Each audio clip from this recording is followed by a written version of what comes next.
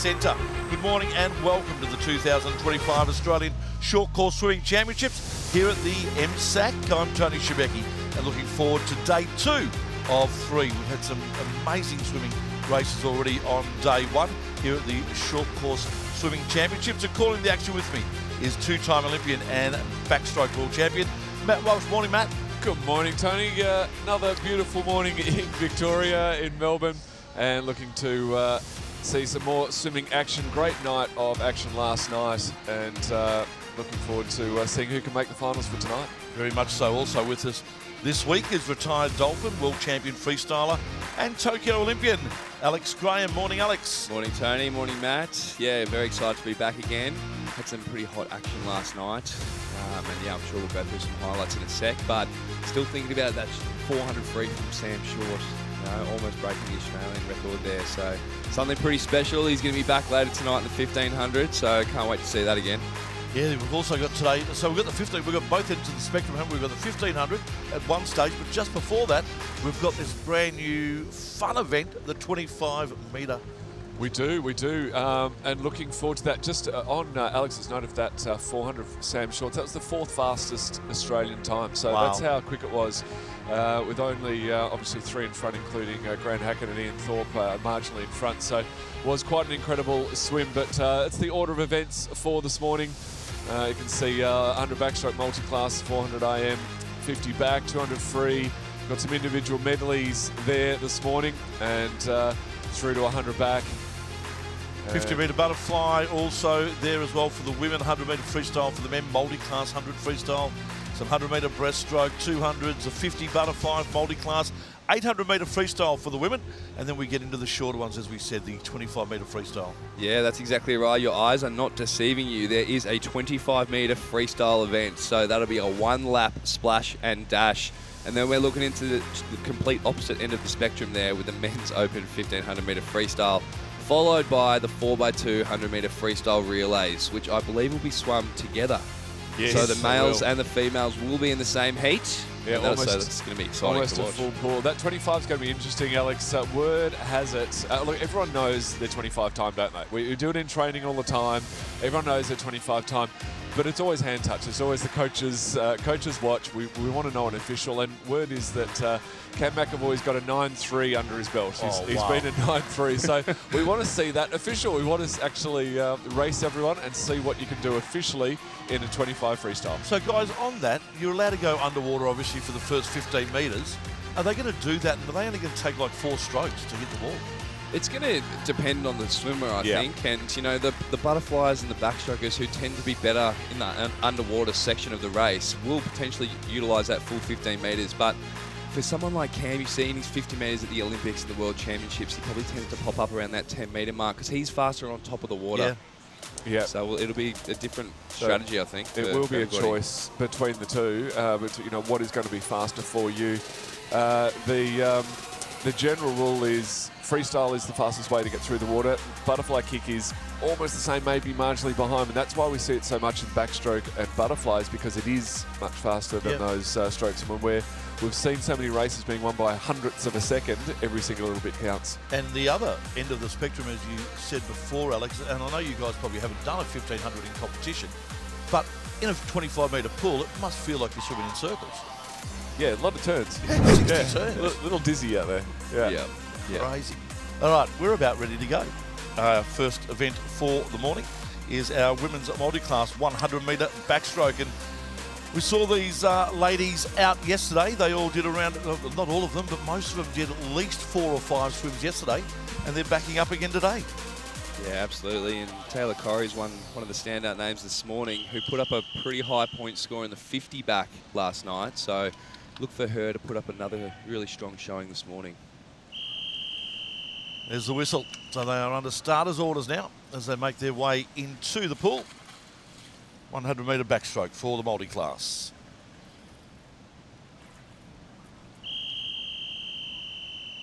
Nakahigashi in lane 4 comes in with the fastest time with a 1:07.45.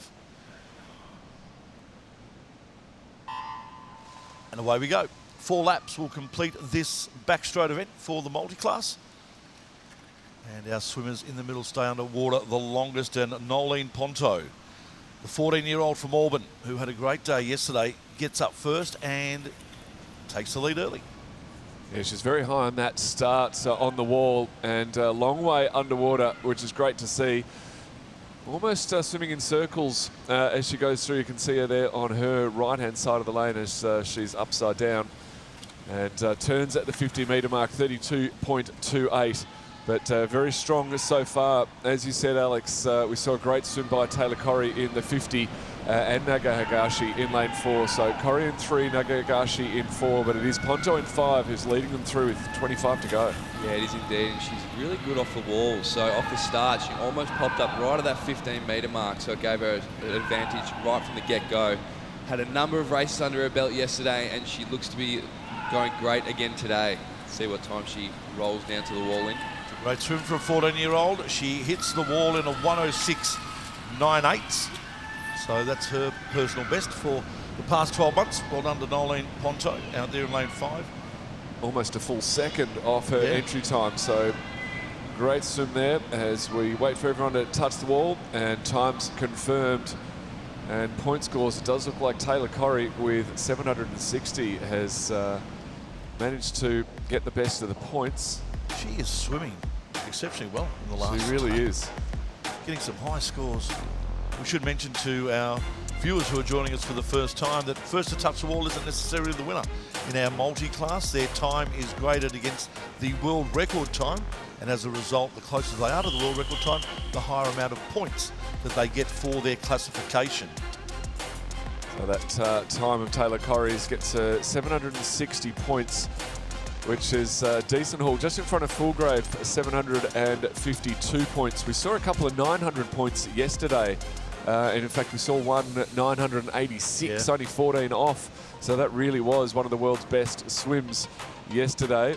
And for a heat swim, 760 is pretty good for Taylor.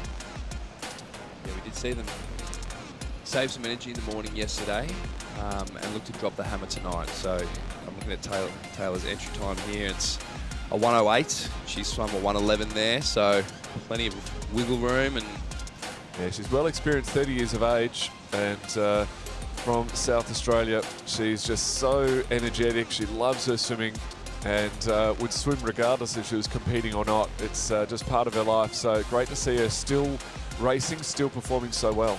It certainly is. There's our results from our first race of the morning, and it is Taylor Corrie with 760 points taking the best score. Fulgrave on 752, and then also Gemma Salick in 3rd place. Heat 2 making their way out to the pool deck. Women's 100-metre backstroke. Isabel Pritchard in 2. Elia Curry in 3. Chloe Maxwell in 4. She comes in with the fastest time, a 129.08. Ruby Halliday and Madeline Fox in lane 6. Love seeing the integration of the multi-class swimmers in with the able-bodied swimmers here at these meets. It's seamless, isn't it? Yeah, I think they'll be very happy to see the able-bodied swimmers jump in and give them a rest, because they really do just race every single time. And I'm sure there was a few, they felt a bit dusty, a few cobwebs this morning after all that racing last night, but they've got to jump up and do it again. So Heat 2 now, the women's multi-class 100 backstroke.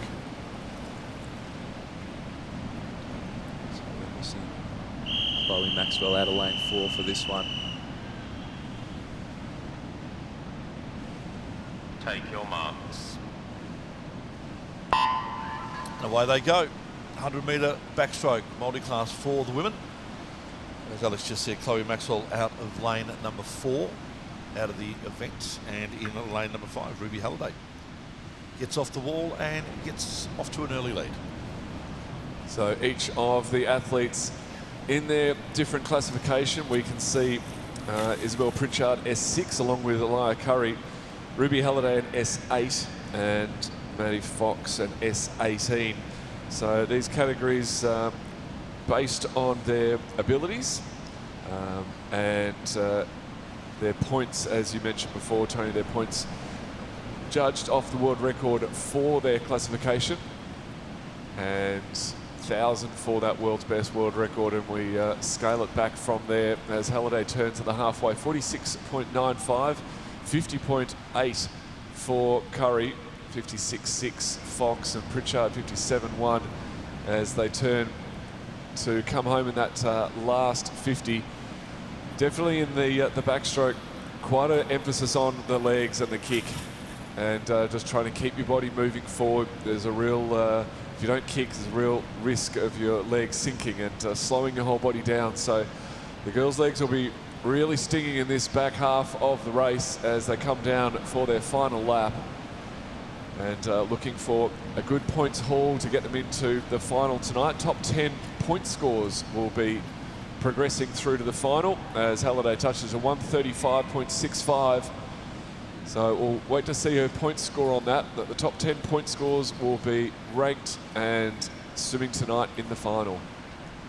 Curry through 145.14, second in this second heat, and very close for third, 153.87 for Pritchard. Plays Fox on a 155.59. Yeah, good to see half the field getting under their entry times there. It's always what it's about, coming here and having a crack and just trying to be the best possible athlete. Put together the things that you've been working on in training.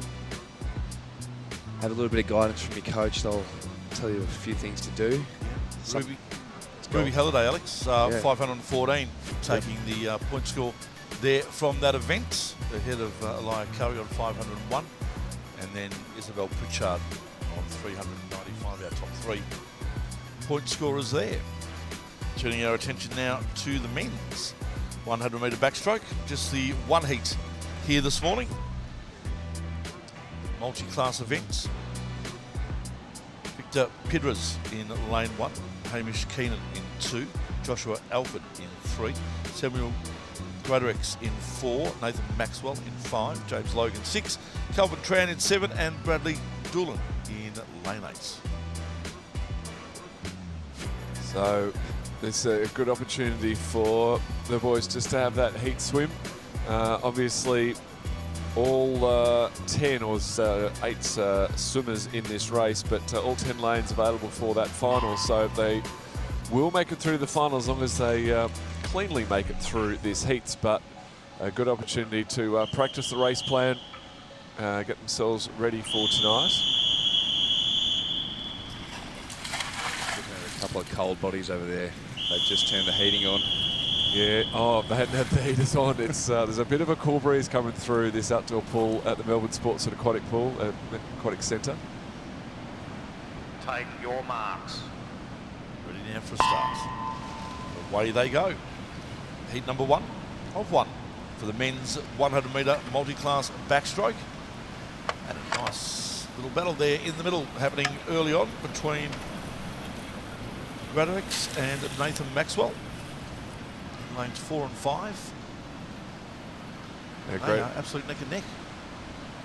Yeah, they are indeed. It's going stroke for stroke here, and we saw these boys race the 50 yesterday. A lot of powerful swimming in that 50 metres, but a few more tactics come into that 100 metres. Don't want to burn your legs too early, especially in this short course backstroke event. The legs can build up some lactate from all the push-offs and the underwaters, but they are still going toe-to-toe. They're looking pretty strong coming down the home straight. Yeah, very smooth swim there from Greatorex. He'd definitely paced himself really well so he can come home strong. Maxwell looking good in this last 25, but it will be the fastest qualifier. S16 swimmer. Greatorex S15 swimmer, 26 years of age from Nunawading. Touches in 103.38. 103.88 in fact. 642 points. Maxwell 104.77, 356 points. It's one of the few times that we actually see the person who touches the wall first actually get the most points. So if that's their race plan for the final tonight, I'm looking forward to that because that's going to be a good race. Yeah, absolutely. Hopefully you left a little bit in the tank there. Come back tonight and give it another crack. I had a brief chat with David Bale, who swam the 400 yesterday. We saw them start off the program, and you mentioned the stroke rating, Alex, in that, and we had a bit of fun comparing the stroke rating. And he watched his race back and heard that his stroke rating was down at that 30 mark, where everyone else's was closer to 40. And he thought, that's how I'm going to improve. And he came up to me and said, thanks for letting me know that my stroke rating was too slow. He said, I lifted it up and tried to improve it and did a 6-second PB. So we're doing good all round here. We're helping everybody out. So it was really nice to get that feedback from the swimmers. We should mention too that James Logan and Samuel Gutterex in that last race are part of the Australian Seals Deaf swim team for November's Deaf Olympics in Tokyo. So we wish them all the best for that.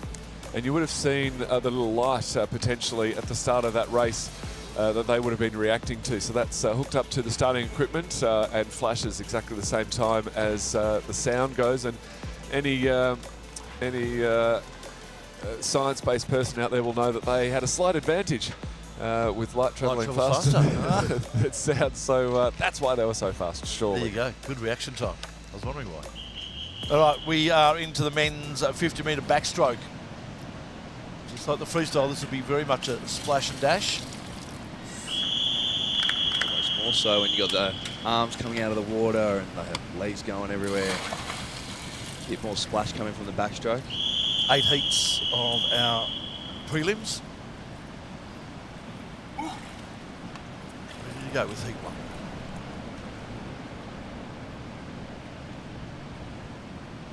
Take your marks. And away they go. 50-metre backstroke here for the men. Up and swimming and out in lane 4. Peris with an early lead. On the touch right next to him, though, is Biddington. Those two will bring it home. Peris from Sri Lanka, 25-year-old. He's up in front. Just in front, though, Biddington trying hard to mow him down. It's Peris and Biddington. Peris takes it. 25.06, Biddington second. And Purcell third. I always find it interesting at the start of these races, the swimmers coming up at different times. They don't want to be waiting at the top of that hole for too long. And in a race as quick and as dynamic as the 50 backstroke, every little bit counts. So nice underwater work there from Peris, touching the wall first. I also find it interesting the different in height that the guys get at the start. Some guys get really high up on the wall. Some guys are still at water level. It's interesting to see who does what. Yeah, I find it hard to lift myself that high and be comfortable in that position. I can definitely do it, but you know, do I really want to be holding this and waiting for a reaction? I kind of want to be a little bit more relaxed, a little bit, you know, in a position that I can react from it. Yeah. But everyone's different, which is why we're seeing different starts, and they would be testing all of these in training and working out what works best for them. So heat 2 now. See swimmers in the pool later from the last event. Let these guys go and then they'll get out of the water. Just try and keep Take your moving. marks. Away they go. Once again, we'll focus our attention into the middle of the pool. Matthew Magnuson, also on his inside, John Caldwell, probably the early leader as they head down. Magnuson actually touches first and takes the lead in 12.30. It's Magnuson in 5, Caldwell in 4. Out here also in lane number 8, Alan Lane putting in a good swim, but it's going to be Magnuson who takes the win. Does Cornwell second, and just inside Fenwick Kearns in third place. Yeah, so fastest time so far, a little bit quicker than that first heat, getting under 25 seconds. The first two, Magnuson 24.86, 24.97 for Cornwell, and then Fenwick Kearns and Alan Liang getting just over that 25-second mark. So we can sort of see some times being thrown down now. Definitely have to be under 26 seconds to make that final 4 tonight at this stage, with about 6 people thereabouts underneath that mark.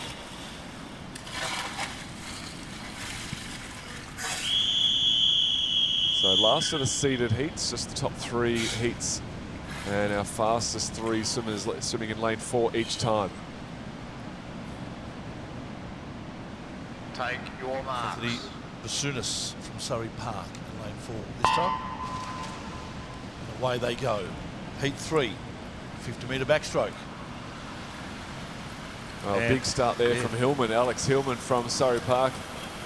Basounas' teammate. In fact, Basounas touches first 12.56 and only about a tenth behind Hillman. But great underwater work there from the whole crew as they come into touch. Just over 25 seconds. Interesting to see 25.15 for Basounas. And second to the wall, Jeffrey right next to him. 25.77. And Christy Crane 25.79. So even Hillman in that outside lane just sneaking under the 25. So it may even be a 25 sort of 6 or 7 that makes that A final for tonight. Top 10 to the A final, next 10 to the B final. And plenty more opportunities to make those finals with 8 heats in total, 3 down, 5 to go. Yeah, definitely a lot under 26 at the moment.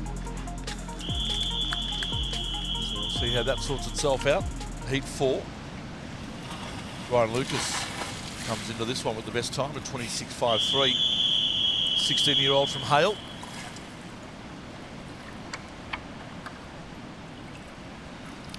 See, mix it with the big guns, the open swimmers. As I mentioned last night, it's always good to see the age group kids coming to these meets, testing themselves and getting that exposure. Just having some race practice. Field gets a bit more deep as you move into the open ranks. Take your marks.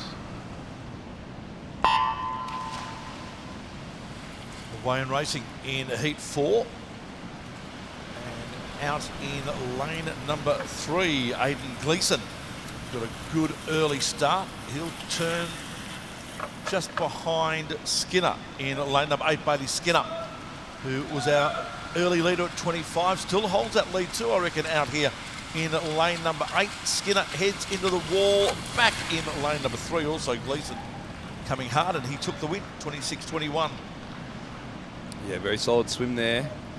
Just outside that 25 barrier. But we do have an A and a B final for tonight, so we're watching those times to see if they can get another swim. I think it was Gleeson out there. Or was it Skinner, who just absolutely shot off the start? Almost had half a body length by the 15-metre mark, but as we know in this short course version, you need to be able to turn well, have a good push off at the wall, finish your race strong. It's all about those skills, isn't it? Getting that quick reaction and good position, good entry into the water, underwater butterfly kicks, breakout, stroke into the turn, get them all right and you'll have a fast time. Get one of them wrong and you might be out. Take your marks. Heat 5. Away in swimming. And out there in lane number 2, Junasa, our leader at the moment, Lamal Junasa, off the wall. Gibbs out there as well. Matthew Gibbs in 1. Only 0.4 of a second separated them at the 25, Tony.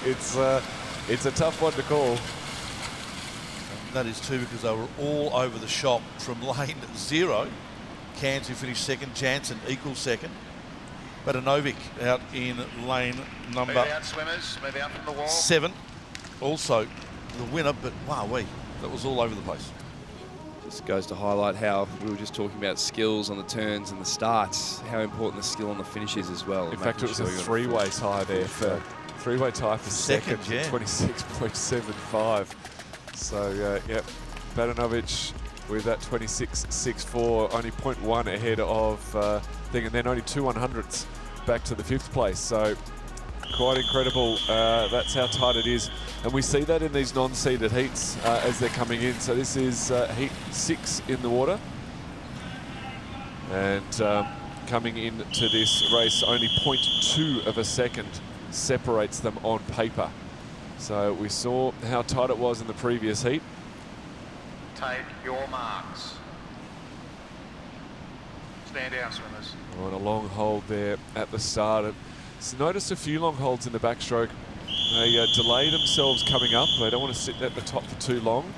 The downside is we're going to have to start all over again if it takes too long. Take your marks. And finally we're underway for Heat 6. And great underwater work. A long way underwater there for lane 3, Aguirre. And he might have the best of it at this early stage. In fact, it's Hughes down in lane 7, a 13.01. So nothing separating them, as I said, 0.2 separating them on paper. And you look across the pool and it's no wonder. It's your guess who gets to that wall first. It's Hansford, 26.58. Just in front of Hughes, the early leader, 26.63, 5/100ths of a second back. And then Lanyon with a 26.75. So that equals the time from that tied from three-way tie from before. So there's 4 swimmers on 26.75. So a popular time there, and that A final, B final is just getting tougher and tougher to make. That mid-26 is a very popular spot to be. Were you a body slapper, Matt? I don't think anyone's asked me that before. I'm flattered, but no, I don't think I was. I don't think I was. I had different psych-up rituals before, but diving in now for Heat 7 of 8. Only 2 more chances to make this final for tonight. Blistering start there in lane 3 from Whelm. He touches, Morton touches first, just in front of him, in fact, 12.90. So the two of them really leading charge. Also looking good in lane 8 is Harrison Main, and it's going to be a lunge to the pool. Whelm does get there at a 26.51, 26.77 for Morton. Right next to him is 4th, Main second at a 26.56, and yet again that mid-26 second. Even Smith with a 26.67 is a very popular spot for these backstrokers. I would hazard a guess we've got about 20 or so swimmers within about 0.1 of each other. Yeah, it's looking that way. Just looking at Whelm on the start sheet, 15 years old, 0.7 of a new PB. So very, very good swim there. Lots to learn coming to these events. But you're not wrong, Matt. There is a lot of 26 mids going on at the moment. Standing by for our final heats. Heat 8 of 8s. And out lane number 4. Maximilian van der Merwe. Take your marks. Away they go for the final heats. As they make their way up and out in lane number 1, Lachlan Pham. Got a fantastic start. He'll turn out in front by a good distance as well. Yeah, Halloran Lavelle in lane 0 absolutely blitzed that start. So, wow, he is miles ahead of the rest of the field. He's almost off camera. So he and Lee's down in lane 8 well in front, 24.71. In fact, that's going to be one of the fastest times for the race. We only had a handful of people underneath that 25-second mark. So Halloran Lavelle in the final heat, outside smoker both in lane and in heat entry, comes out and blasts the time to get him a middle lane for tonight. Yeah, it's not often you see that coming out of the last heat, outside lane. That and they might down. sneak into the final, but not be smack in the middle of, yeah, of the whole he's got action. a middle lane. Yeah, so I think that's the fastest time. I can't Could it be remember. that he was a late entrant? Let's have a Because he look. I wrote wasn't actually something even on the sheets. So I'm wondering whether he was a late inclusion. Yeah, potentially. Could have been one of those seated. Even I'm quickly looking at the program to see whether, and we sometimes see it, if they accidentally miss the race, something happens, the goggle snaps or whatever, and they miss their race. Sometimes the officials are nice enough to give them a berth in a later heat to get them through. But I think you're right, Tony. He doesn't seem to be in the program, so late entry, and he's made the most of that opportunity. Yeah, 100%. We're going to take a break. We've got plenty of action still to come here on Wide World of Sports. The Women's Open 200-metre freestyle and the Men's 200 IM to come up next right here. Live from the Melbourne Sports and Aquatic Centre, you're watching the 2025 Australian Short Course Championships.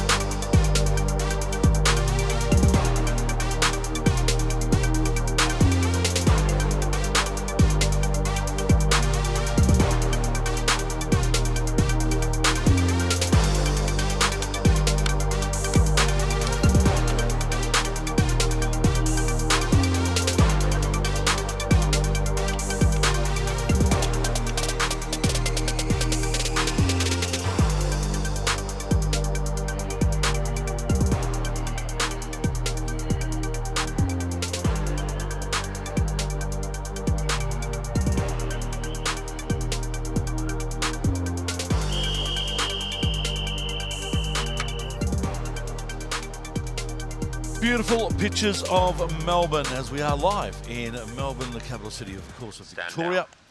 And it is the Melbourne Sports and Aquatic Centre that is hosting the 2025 Australian Short Course Championships. Women's 200 metre freestyle. Swimmers up on deck for event number 27 and heat number 1 of 3. We had a quick chat with Brittany Take Castelluzzo your after a 100 marks. IM victory last night. Let's see how she goes in the 200. So Brittany Castelluzzo in lane at number 4.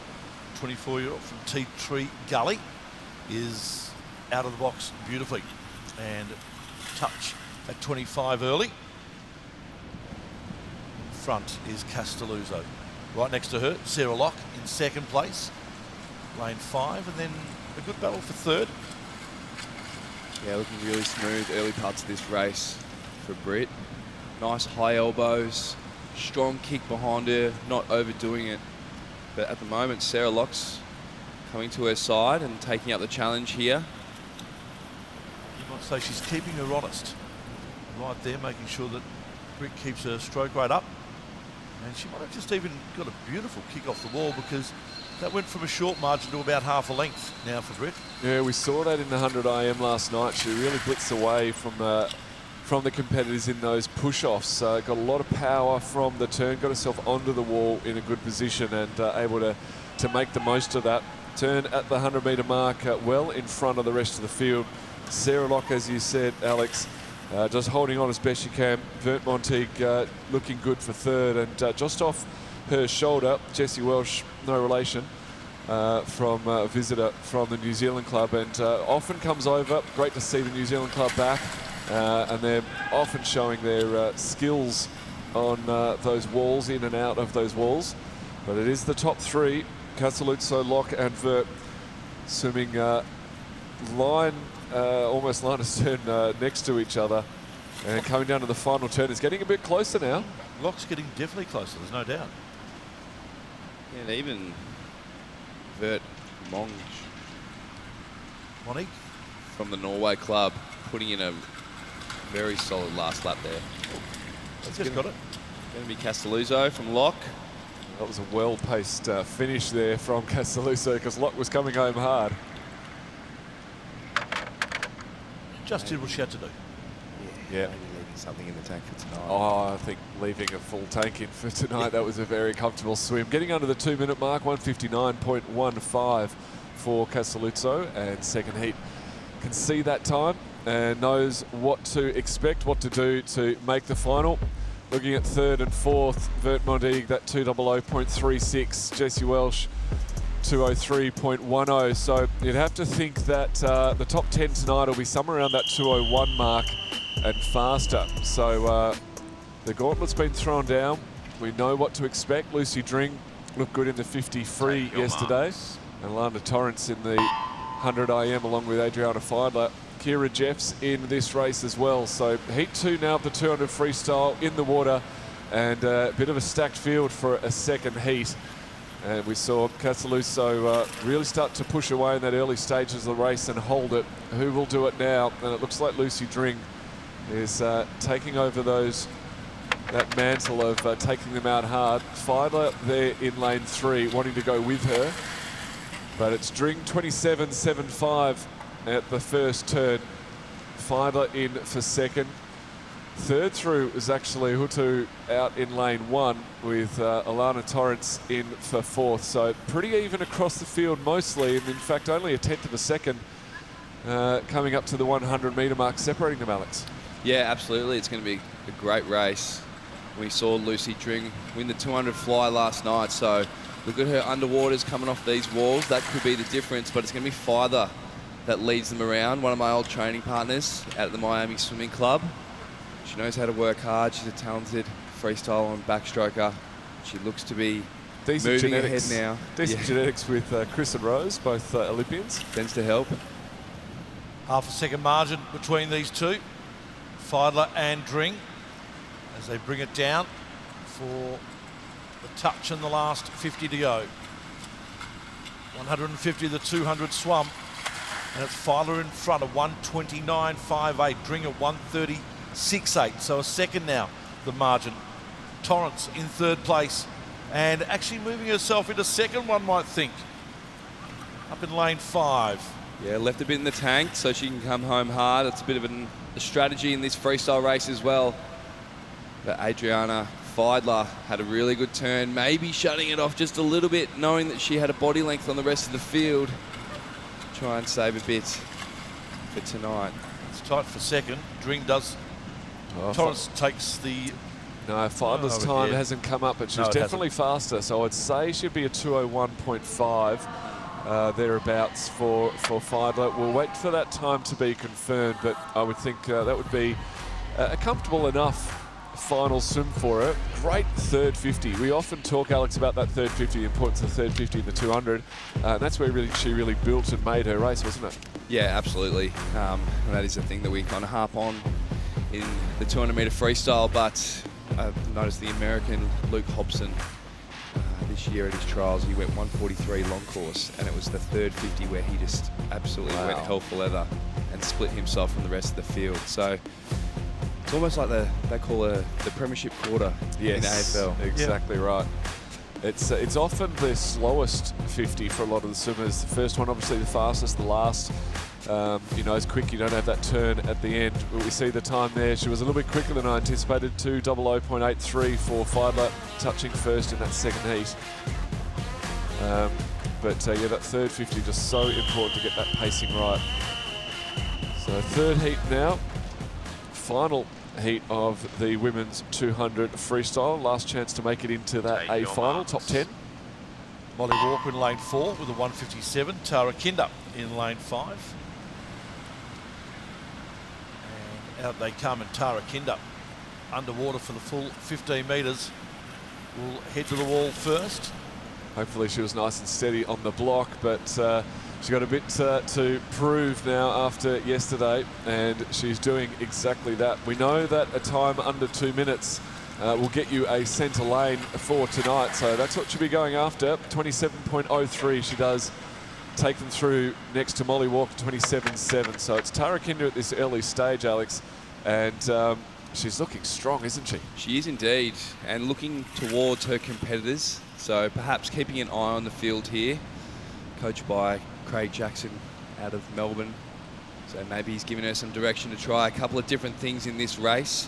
She's going a long way underwater for the 200. You don't often see that, maybe 3 or 4 kicks tops, but she's getting almost 10 metres off her underwaters. Yeah, it's very strong underwater, and that's her IM prowess coming through as well. So fantastic IM swimmer, butterfly in the backstroke, and even her breaststrokes underwaters were fantastic. So a lot of power there, and if it's a strength, you may as well use it, especially in the freestyle races. 10 metres to go, and Tara Kinder out hard and a length and a bit in front. She'll take this third heat. She turns with 50 to go. She's just looking so powerful at the moment.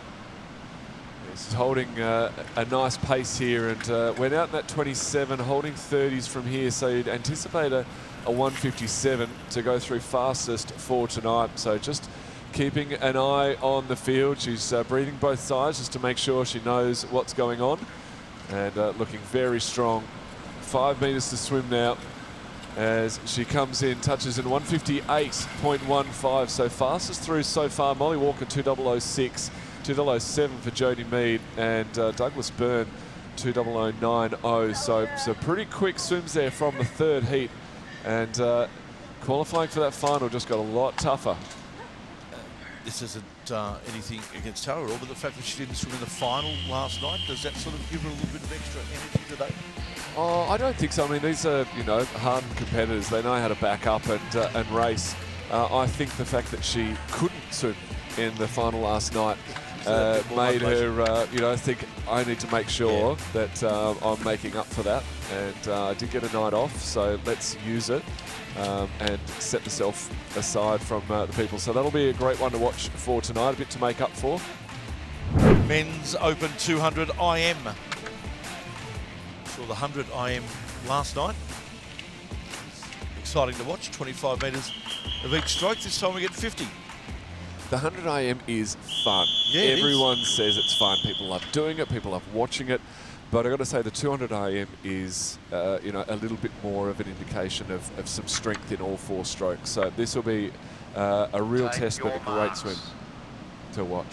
You'd say the OGs of IM. Definitely, as Heat 1 is in the water. William Petrick, fastest qualifier and fastest over the first 15. He bursts out of the water almost a half a body length ahead of the rest of the field at this early stages.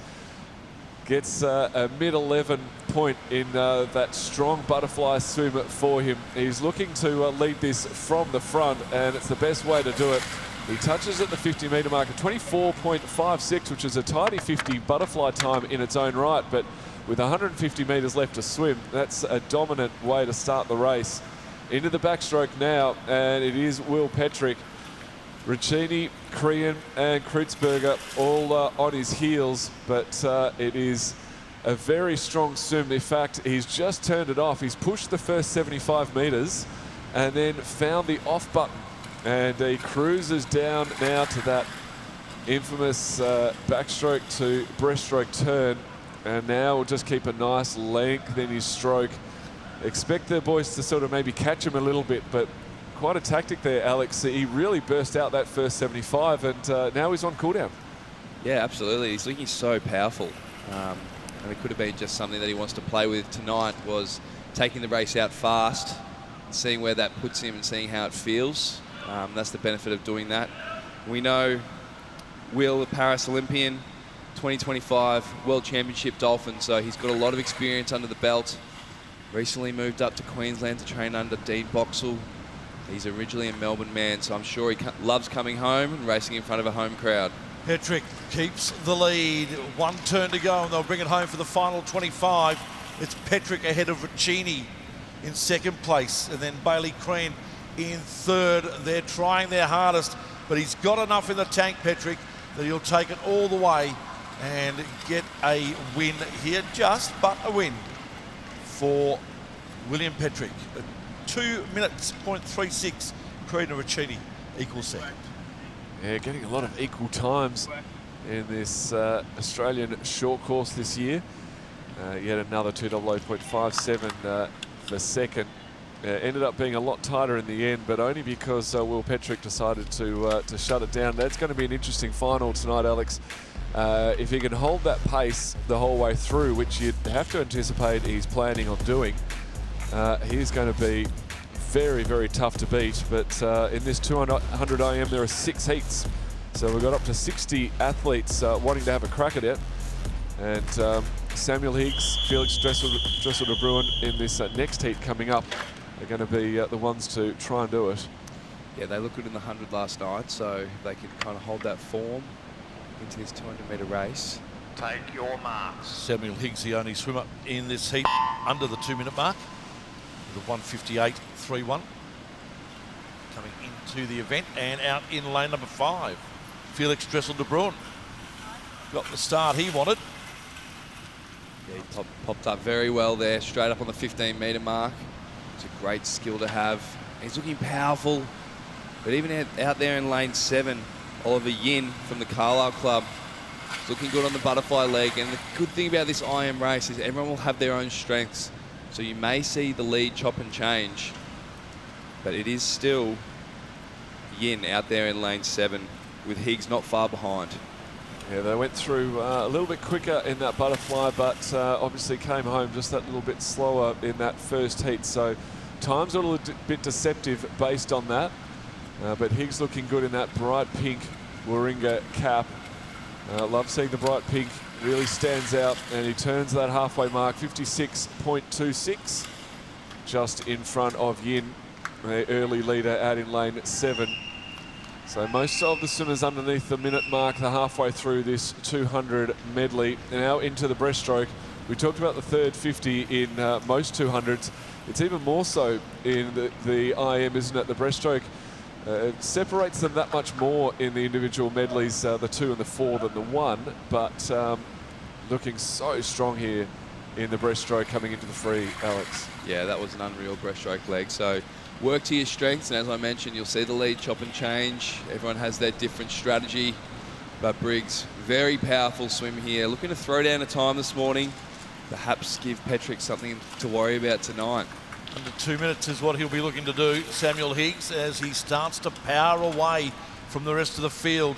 Out in lane 6, Tannen Cassiedam into second place. Dressel De Bruin drops back to third, but a good win, a 1:59.74. He was under that 2 minute mark, Samuel Higgs, and a nice solid race for him. Yeah, he turned with 25 to go on a 1:45, and we know roughly about a 15-second will get him there. It's exactly what he did. Got himself to the wall just under the 2 minute mark, and that's a nice psychological win to get fastest times so far. So wait for those times to be official. And second heat is swum, third heat looking on, and they'll be watching those times. 1:59 takes out that second heat, and I'm interested to see what Haller and Lovell, we saw him in the 50 back before. He's in good form. In fact, he's missing from this. So for one reason or another, we're missing out on watching him go. So fastest through will be actually Thomas Hawke in lane 5. So no lane 4, as Matt just said, here in this heat. And it's lanes 3 and 5 that got the good start. Kane Martin in 3, Thomas Hawke in 5. And Martin actually with the lead on the first turn at 25, 11.64. Yeah, and that was a good push off there from Tom Hawke. He's going to move through. Bit of a veteran, great age group swimmer, moving into the open ranks, based out of All Saints on the Gold Coast. Very good backstroker. For him to make a move on this backstroke leg. So Thomas Hawke now takes the lead, half a length in front of Martin in 3. Turns. He's really working those underwaters, and that's the key in this short course event. It's all underwaters and the turns. You've really got to utilise your strengths here. The back to breast turn can be tricky, something that you work on in your home programs, but we'll see how they fare in this breaststroke leg. It could be Martin. I think he did it best. He did do it best, and this could be his strength, but it is Tom Hawke at the moment, looking pretty strong. So Martin and Hawke in 3 and 5, they are neck and neck as we make our way back for the final 25 of breaststroke, and then 50 of free to finish us off. Tom Hawke, though, just seems to have lifted a little bit, stroke rate and pace, and takes his lead back out to a 1.47 margin. And we saw Tom Hawke in the 400-metre freestyle last night, so he's a jack of all trades. That's why he's leading this 200-metre IM, but he's going to finish off this race strong. Hopefully have a look around to see where he's at. He looks to be bringing in that kick, maybe wanting to test himself this morning. There is a big battle going on between Kane Martin and Karaku Zeno out there in lanes 2 and 3, but it is Tom Hawke dipping under the 2 minute mark, 1:59.92 to Zeno, out touching Martin with a very strong finish, 2:02.01. 0.06 of a second separating those two, so nearly another dead heat for second. We've had a few of those so far in the last day and a bit, but Tom Hawke takes the win at 1:59.92 under the 2 minute mark. He'd be happy with that. He'd be happy with that, yeah. I'm just taking a look at his entry time, and he's sitting at a 2 minutes, so to dip back under, it's always good. But it'll be a very interesting race tonight now that we are now out of the seeded heats. Moving to these lads looking for a chance to push their way into an A or a B final tonight. James Crosby is where we'll be watching, out in lane number 4 from New Zealand Club. Take your A visitor at marks. 2:07.48 comes in with the fastest time. Up and swimming, and there's about 5 or 6 of them right across the pool early doors in the butterfly. Our leader's going to be out there in lane number 1, and that is Jake Ridley. Yeah, and he's just pushed off the wall again. Fantastic underwaters. So he's going to lead them through the butterfly leg of this race as they switch over to the backstroke. But as we have seen, once you get out of those circle-seated heats, the races tend to tighten up. So it's going to be great race practice. But in the middle of the pool now, looks like Crosby from New Zealand trying to make a move. Will actually be Williams Polly from Nuttawading. And Jake Ridley holding on. He's got slowed down just a touch. So perhaps the butterfly was his stroke. Good opportunity to get out in front. Now he's got to find something to hold on. But it will be Williams Polly who's moved into that first place on the backstroke leg. So out in the middle of the pool now, our leaders, Owen Williams Polly, James Crosby in 3 and 4. They will fight it out, one would think. Breaststroke, 25 to go of that, and then into 50 metres of freestyle to wrap it up. This is where the bodies will be hurting. There's 75 metres left of the race. You're switching through, but look at this in lane 5. Albert Arnn, he has moved right through on the breaststroke leg. And as I said before, you'll see everyone swim to their strengths, and that's why this race is so interesting. Everyone's got their own strengths. But Damien Lane in 2 as well, right up there. Damien Lane moving through, so that breaststroke leg really split the field up a little bit. He's moved into first place, Damien Lane from the M1 Swimming Club. Albert Arnn holding on to second, and now it is going to be a race for the top 4. Tights, who's going to get it? I reckon, maybe Lane. Wow. He did. 0.06 of a second to Arnn in second place, Crosby in third. Ridley dropped down to 5th after his early lead. But that was a fantastic finish. It was indeed. Very excited in these 200-metre IM races. We saw Jake Ridley take out that butterfly leg, hold on, and then Albert Arnn with the amazing breaststroke leg, excuse me. There's Damien Lane with the 207. Not sure where that sits overall, but... Yeah, well, he won't be in the top 3 or 4 because they were all under 2. And I would have thought there would be a fair few 1s and 2s. So 207 might see him in the B final. Take your marks. As we get ready for heat number 5 of the 200-metre IM. And out in the middle in lane number 4, it's Tyler Theodore from Caulfield. The 209.48 is the time he came into the event with. He leads from Kojima in 6, and Charlie Gray out in lane number 1. He's looking very strong, Tyler Theodore, on that butterfly leg. Really worked that second underwater. But also out there in lane 1, Charlie Gray put in a great fly to back turn, trying to push through, but it's all Tyler Theodore at this stage as they're moving on to that second lap of the backstroke now. Coming nicely in the backstroke is Charlie Gray in 1, putting some pressure on Theodore. He'll touch though, around about half a body length, maybe a full body length in front. 58.74 for Theodore, just under a second ahead of Gray. This we saw before, some of the field moving through in the previous heat on this breaststroke leg. It is the vital leg to the IM. It looks like Charlie Gray's got the advantage here from Tyler Theodore, perhaps a little bit more skillful on the breaststroke. He's put about half a body length on Theodore now. The rest of the field trying to catch up, but Charlie Gray moving into the final breaststroke to freestyle turn. What's he got left here? It's him and the clock.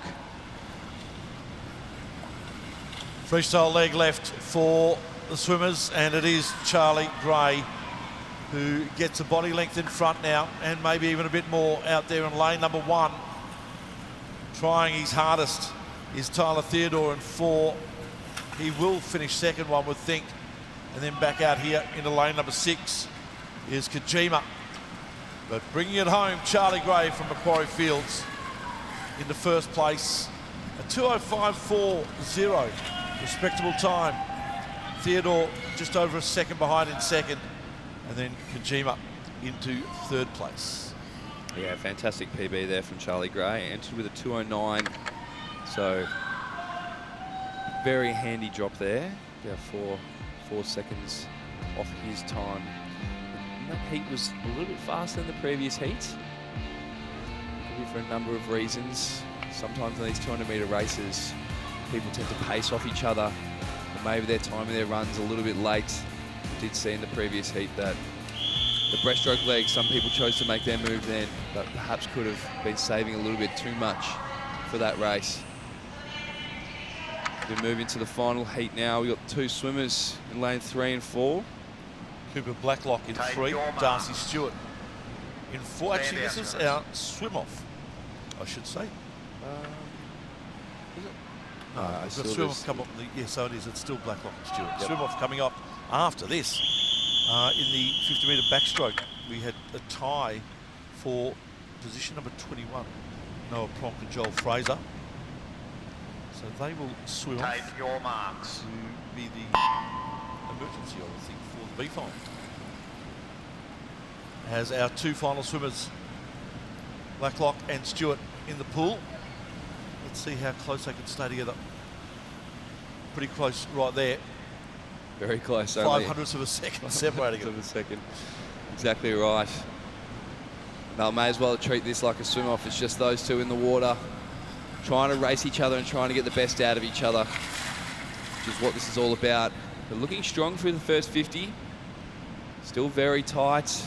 I would say Blacklock just had a little bit better of an underwater, but here comes Stewart, using his backstroke to his advantage right now. 900ths of a second, Alex, separated these 2 coming into the race. And that's where we're pretty much at the moment. It's going to be a tight one. But it is Stewart looking really nice and strong on this backstroke leg. But the all-important breaststroke leg is coming up. Who's going to make their move here? Find out as they turn. 100 metres done, 100 metres to go. And it's Blacklock in 3, Stewart in 4. And Stewart came off the wall nicely, out of the water, still half a body length in front. And actually looks like he might just be increasing that just a little bit. Yeah, it does indeed. Stewart really powering ahead. Again, we're going to watch these skills when they come off the turns. And Blacklock with a great turn, made up some ground just from that underwater. So it is back to being neck and neck. Darcy Stewart, for the moment, having a slight advantage in this heat. We're going to move into the last leg. There's not much splitting them, 0.35. Stewart moving ahead off those underwaters. And this is a highlight to how important your skills are in the short course pool. So it's Blacklock in front as they turn, 25 to go. Blacklock from Stewart. How do they come off the wall? It's still Blacklock now. He's half length in front. Starts to power his way to the wall. Blacklock, Stewart. Who is it going to be? I think it's going to be Cooper Blacklock in 3. It is. Turned that around in the last 75 to beat Darcy Stewart by just under a second. Yeah, fantastic effort. It's a hard thing to do when it's just you and one other person in the pool. So that's awesome racing, good race practice. Put that in the bank. Could do with a few of those. They're exciting. They are exciting. We've got Guess- another one coming Guess up. what? Here we go. It is the 50-metre backstroke. A swim off for Noah Pronk, who will be in lane 4, and Joel Fraser, who will be in lane number 5. So as we saw in that 50-metre backstroke, a lot of swimmers around that 25 high to 26 mid range. So we had a few ties moving through that race. But this one in particular will be for the first emergency. But another chance for these 2 swimmers to improve on maybe something that they might have missed the first time around. A little bit of excitement about. Take your marks. Both came in to this swim off with a 26.34 from the heats. Let's see where they lie this time round as they both come up neck and neck in lane 4. Noah Pronk, he has the early lead. He'll touch and turn first. Pronk makes his way off the wall. Where's Joel Fraser now? It's still Pronk just in front. This is going to be a tight finish all the way through. Pronk just an arm or so length in front of Fraser, and Pronk takes it in a time of 25.81. 26.34 in the heat, so that's a good swim from Noah Pronk.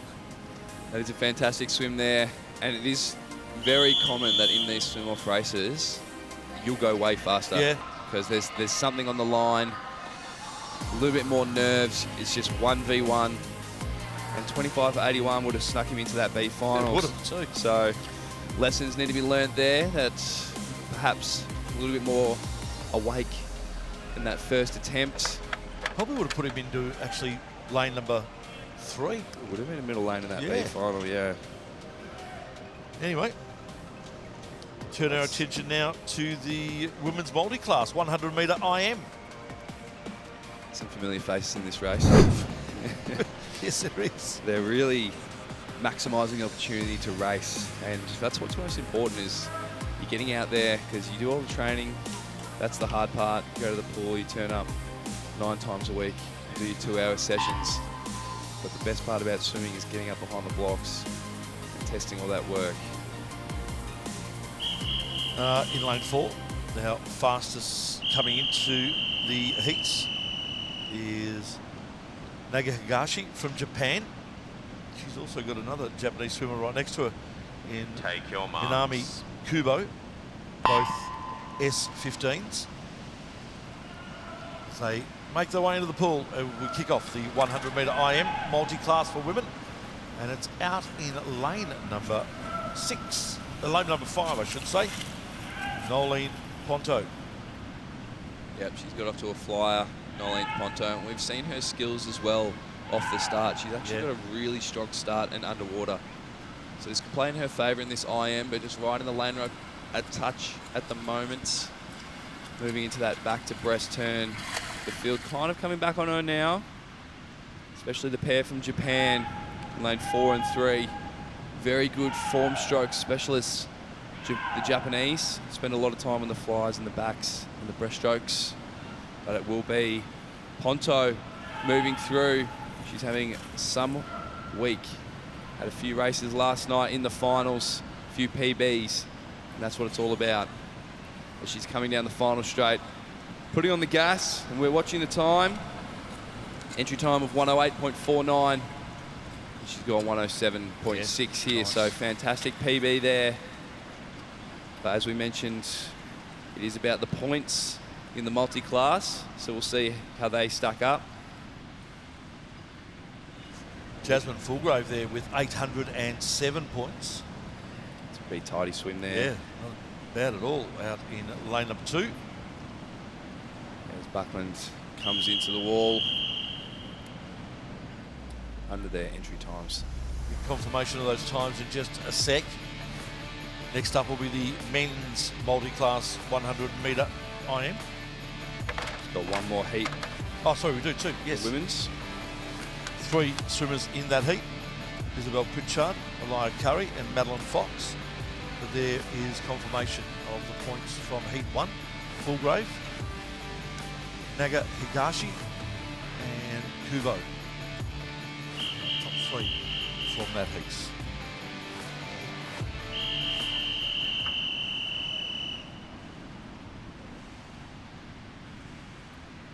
Swimmers get set for a start.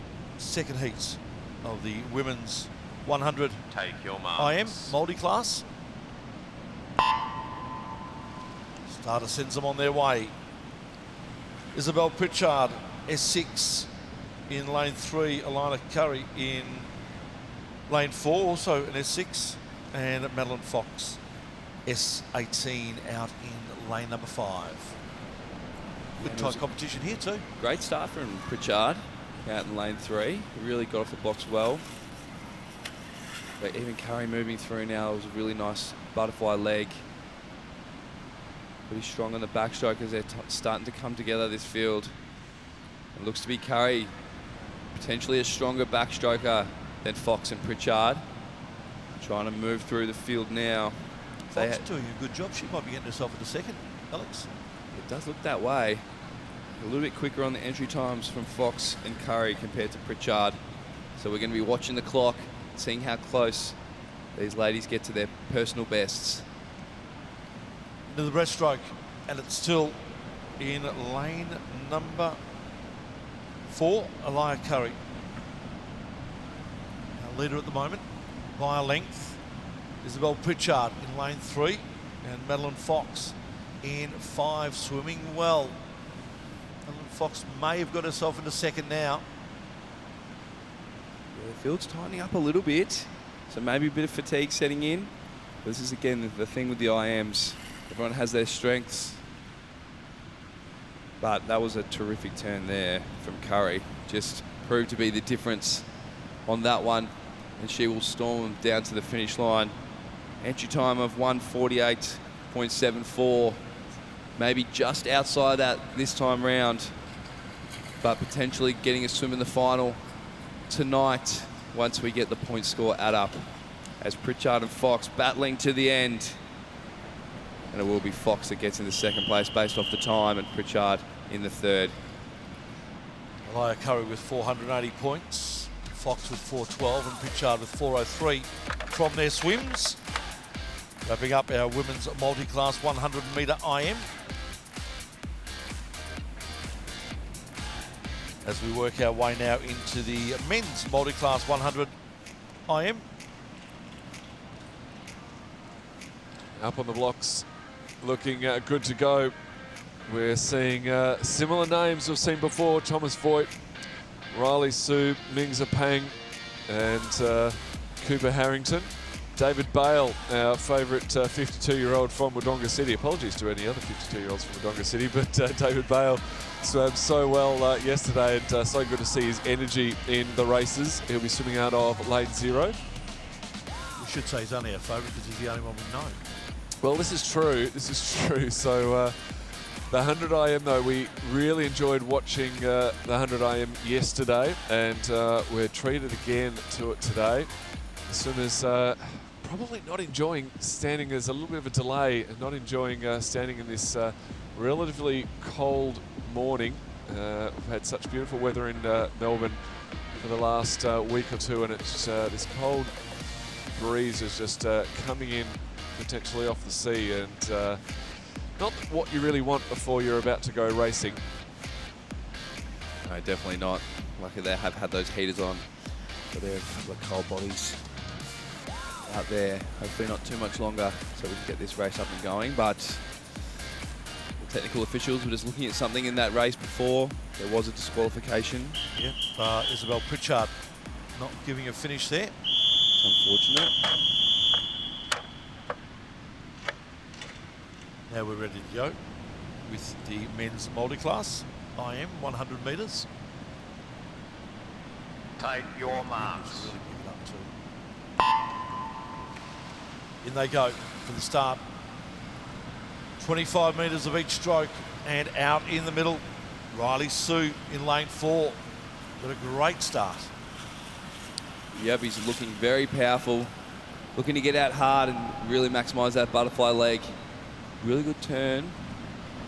Backstroke's looking good. Yeah, he's sitting up very high in that backstroke, isn't he, Alex? He's the head coming through, and maybe just slipping a little bit as he's going through, but you kind of need to in these sprints events. Out under 30 seconds, 29.62, so leads them through very quick in this 100 IM. Now into the breaststroke, and the breaststroke is just a matter of churning through the water as quickly as you can to get to that wall, and then as soon as you touch that wall, you know it's just the freestyle back. He's going to set a pretty quick time here. 2 heats this morning for the 100 IM, and only 10 lanes for tonight's final, and he'll be definitely looking to get a good points haul as he touches the wall. 103.99 and 733 points at early stage, so we'll see what happens with the rest of the field. Second to the wall, Voight, 110.83. But it is still Sue with that big points haul, 733. So he's pretty happy with that. There's a big thumbs up to the camera and a massive smile as we wait for David Bale to touch the wall in a 127.26. But no one can match that points from our S14 swimmer, Riley Sue. So he's looking to get that middle lane again for tonight's final, and a 103.99 will definitely do that. So second heat coming out as we look for the confirmation of times and points from that first heat.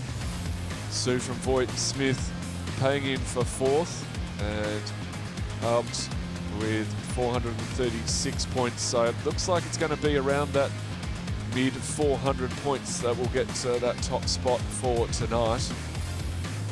And the second heat, Ahmed Kelly. I just bumped into Ahmed on his way up for this race, and as always smiling and can't wait to get in the water. So he'll be joined with Bradley Doolan in lane 4, Ryan McGrain in lane 5, both from Geelong, 31, 33 years of age, respectively, and Ahmed Kelly, 33 years of age.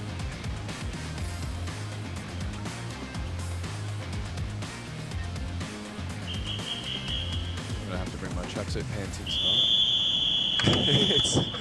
it's a little breezy. I think so. I feel guilty saying that it's a bit chilly when these athletes are up just in their race bathers. Take your marks. So there was 2 of us in shorts. Now there's only 1. Often racing in the second heat of the multi-class 100 individual medley.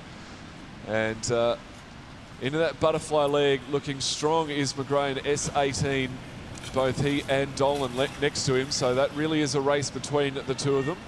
So about a second separates them the early stage, but a very nice turn there from Dolan has bridged that gap a little bit as Ahmed Kelly, S3, swimming out of Yarra Plenty, is just finishing his 25 butterfly as Dolan and McGrain come down to touch almost the same time, just struggling to get onto that wall cleanly.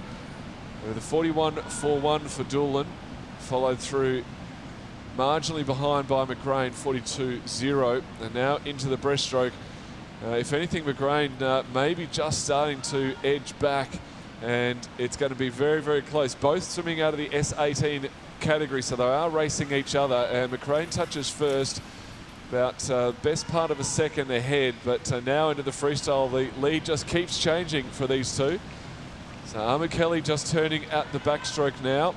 Separate race being S3 in these multi-class events. You'll see him into the breaststroke now as they pass through, and it's going to be tight to the wall. He gets there, only 0.06 in it. So McGrain just onto the wall ahead of Dolan, 6/100ths of a second, and you can see the point score will come up soon. 6/100ths of a second. 1 point. Will only be 1 point. Exactly right, Wow. Tony. 1.548 plays 547, but we wait to see Ahmed's time. He's finished the breaststroke and now into his freestyle. So Ahmed Kelly, our Paralympian, very experienced swimmer. The 150 individual medley, more his cup of tea, but now into the 100 IM. He's really bringing it home hard. We'll check his time and base that against the S3 world record for a point score. In fact, it is a blistering time, Wow. 2:16.3, and he's nailed a 923 point score with a big fist pump from Ahmed. Rightly so. He killed that one. So very close. One of the highest point scores we've seen across all the multi-class events this week. So times are official, point scores official, and Ahmed Kelly there, S3. And obvious to see his delight in that time, 2:16.3. We move now into the women's 100 metres backstroke. And I've been looking forward to this. I ducked off for a second there, guys. My apologies for being missing in action, but I was checking out what was going on in the warm-up pool and actually had a quick chat with a couple of the girls coming into this 100 backstroke. So very keen to see how they go. And Samira Olawini, who's in lane 4 out of heat 3, so third fastest ranking, is looking good coming into this race. So fastest qualifier, Mizuki Harari in lane 4 in this heat 1. 57.29 that time that she came in, ahead of Sarah Bennett, 59.49. So Mizuki Hiari, all eyes on her. So as always, fastest 3 swimmers getting lane 4 in the first 3 heats, and people seated off that. So second qualifier Mackenzie Burns in the next heat. Take your marks. We wait for the start. And a good start from all swimmers. Let's wait until they come up and see where she is. Mizuki Harari straight into the lead. Underwater, came up first and touches first after 25 and 13.39. Another one that's had a lot of races so far in the last couple of days, but look at that. Just really showcasing how good she is on that underwater. Harari. Yeah, it's quite remarkable. It's the whole bit, isn't it? It's off the wall. You can see those butterfly kicks. She stays under for a long time, but then really flows through that breakout stroke, continuing that speed all the way through. It's a real skill. And onto that wall at the 75-metre mark, 42.9. Great to have those times on the 25-metre turn. And a full 15, if you don't mind, in the last lap. Just showing off now. With metre to swim, she touches the wall in a 57.81. That was quite a display of skills. Very impressive. Second to the wall was Hines, 100.49, just in front of Bennett, 100.62. So a lot of swimmers on that 100. Costello, 100.8 in for fourth. So looks like a time in that mid 100s will be what is needed to make that A final for tonight. But a 57.8 is a solid gauntlet to be thrown down. And the second heat now looking at those times. And they know what is in store. Mackenzie Burns from St Andrews, 18-year-old, swam very well in the 50s yesterday and now into the 100 backstroke. She'll be looking to go one better. Take your marks. Mackenzie Burns comes in with a 58.69. Abby Kearney with a 59.82. The only two swimmers in the seats coming in with a time under the 1 minute mark as they head up. First 25 done and dusted. And it looks like Burns is in front. She is a 13.72, just a fraction in front of Elizabeth Gunn out in lane number 6, but Burns looking good at the moment. She is indeed, and she had a fantastic 50 last night and really showcased her underwater abilities as well. So important in this backstroke race. Almost comes up at about the 15-metre mark, but she's moving through now, showcasing her backstroke skills. But in lane 6, Elizabeth Gunn coming through second now. Kaylin McFarlane not too far away either. But Gunn putting in a strong last lap. So too, Abby Kearney. Yeah, very strong second 25 there from Mackenzie Burns, which set herself up with a 59.21. Only the second swimmer under 1 minute so far, and 3 more in that 100. So these heats really sort of showing where the swimmers are, what is needed to make that final, and it's going to have to be a mid to low 100 to get there. Only 2 swimmers so far under a minute, and that underwater work really showing its strength. Almost not the contrast that we saw in that first heat. Harari definitely swam herself away from the field in the underwaters. It took a couple of laps to get Mackenzie away, but she did so beautifully. Now we look to heat 3 and attention onto those center lanes as always. Samira Olowini, a dynamic swimmer, definitely a swimmer to watch for the future. And third fastest in qualifying. What can she do in this heat? Take your marks. We're about to find out as they make their way in the 100-metre backstroke. Olowini in lane number 4. Not up first. Clara Kuroki from Norwood in lane 3. A good start for her. Olowini, though, in the end, did touch out at the first 25 in first place at a 14.36. Yeah, she's moving through now, looking very strong. The stroke rate is up, it is firing, and the turns have been solid. The rest of the field not too far behind, but it is Olowini at the moment moving through. Got about a body length off that turn, so really showcasing her skill set here. But it's Chua as well, the Philippine swimmer, starting to move through in the back end of this race. But that's, again, another fantastic turn from Samira, who's going to move through and try and post a time under the 60-second mark. She'll be comfortably under. Yeah, she does well in a 59.16. Not the dynamic underwater that we saw from Mackenzie Burns and Mizuki Hirari in that first couple of heats. More swam that up and around the sort of 7 or 8 metre mark, half as far as she could go underwater, but really showing her skill in the swim. As I said, I had a chat with her before the race and talked about a bit of a race strategy. So she executed quite well there, which was really good to see. And talking with her coach, talking about how she really is one to watch for the future. So Samira Olawini touching first in that third heat, fourth heat now. First of the non-seeded heats, and about less than a second, about half a second separating this entire field coming into this race. Even Vaccaro in lane 4, the fastest, a 103.83 coming in.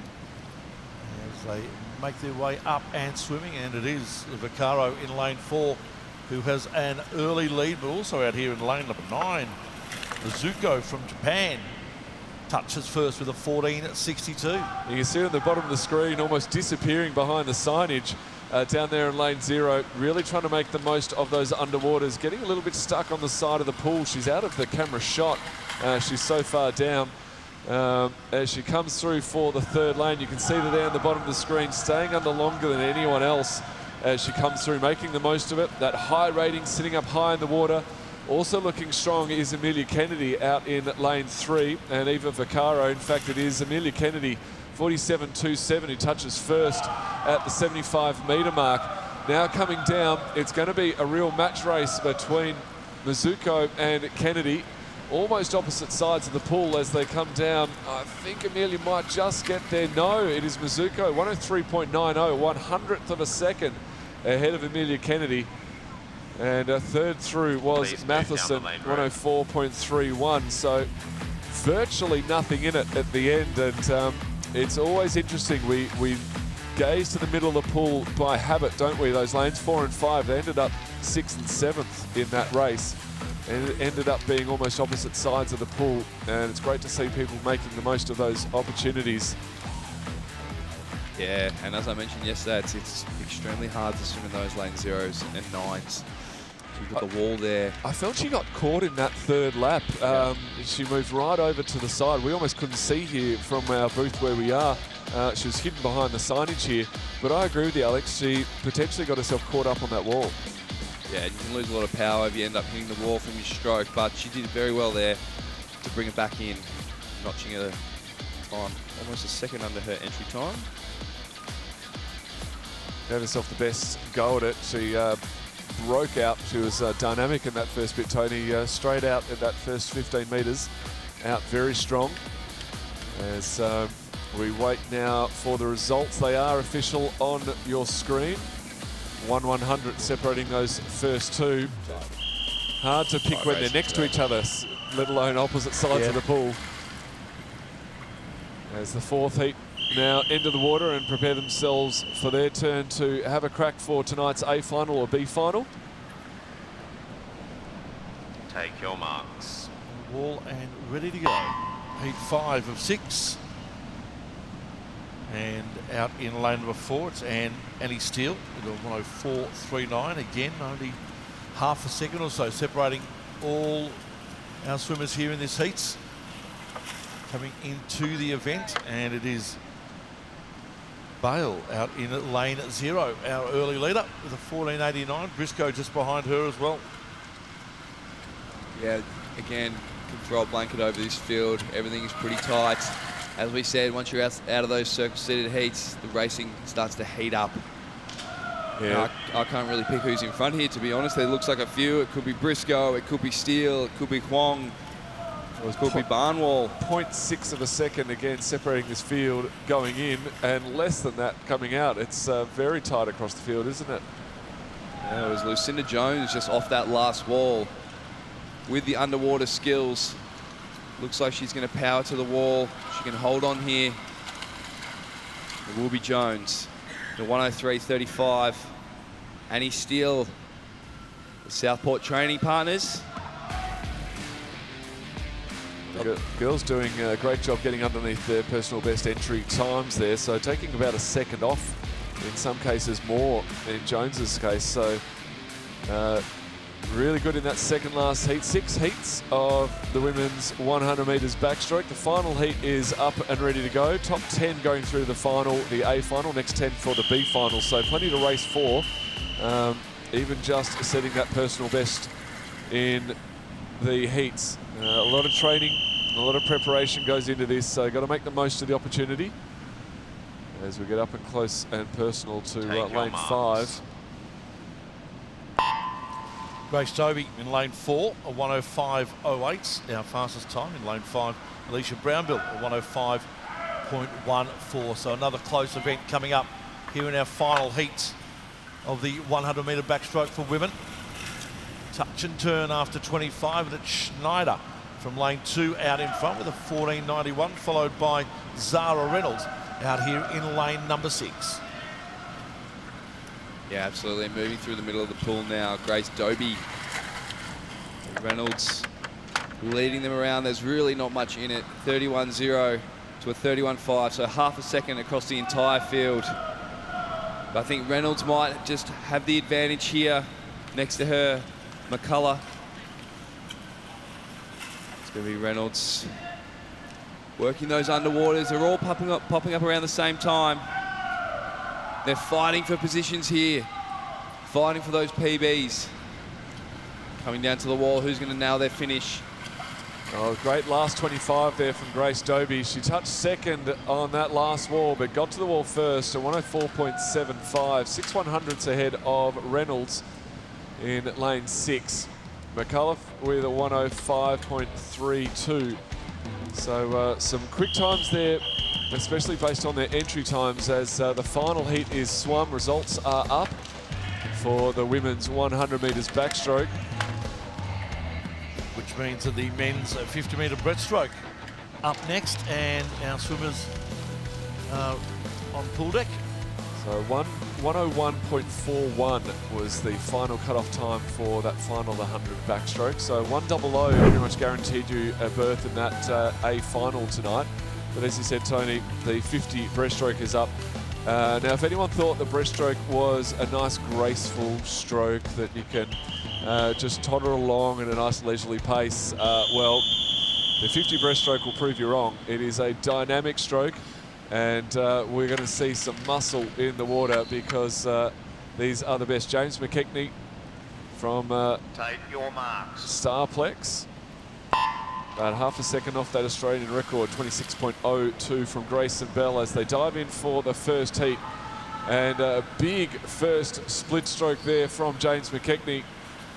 Gets into the wall first, touches in a 12.13, which for breaststroke is pretty tidy. Abaya right next to him, and Cave only tenths of a second off him, but he's showing his dominance, does Jimmy McKechnie. Coming down to the wall, one stroke on, and he stretches out for a 26.75. That is a swift time for the heats. Anything under that 27, you've got to be happy with. So 26.75 gets onto that wall first. Cave through second, 27.57. And Abaya 27.63, only 5 100ths behind, or 6 100ths behind. Greensill, Jordan, Crean just off the time there, but very strong swim there from McKechnie.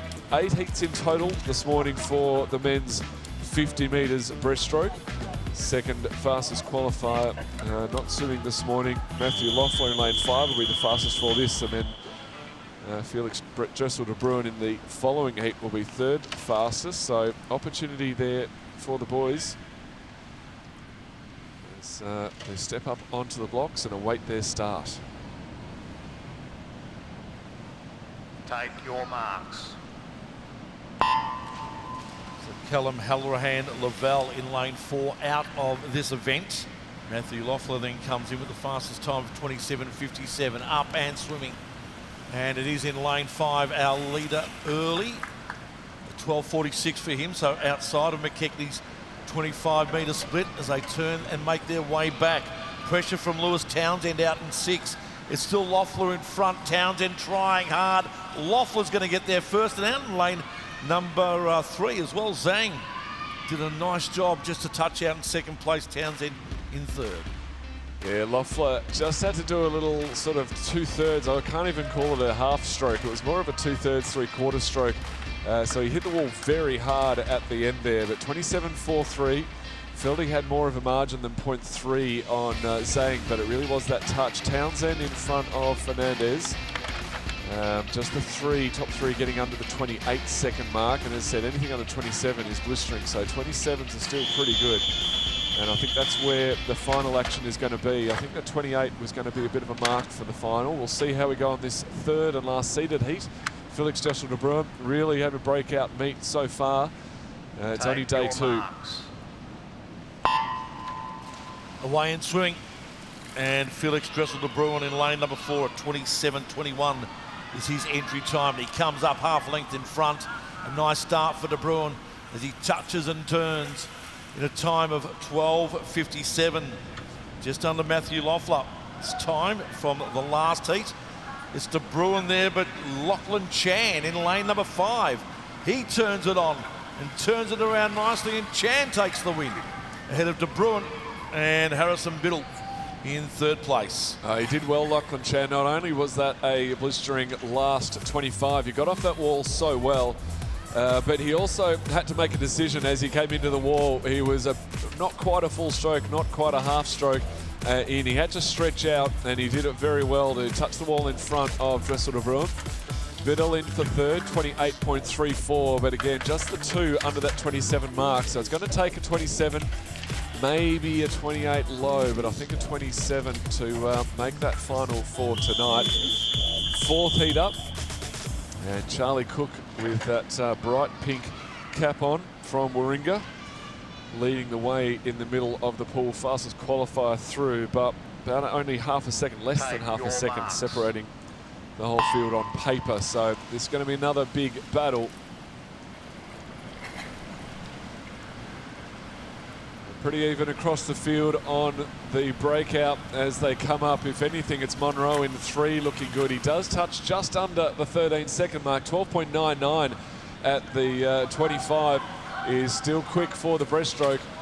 He's coming down that last 25. He's capitalised on that dynamic first 25 to touch the wall in 28.49 does Monroe. Wilson right next to him in a 28.8 gets in second.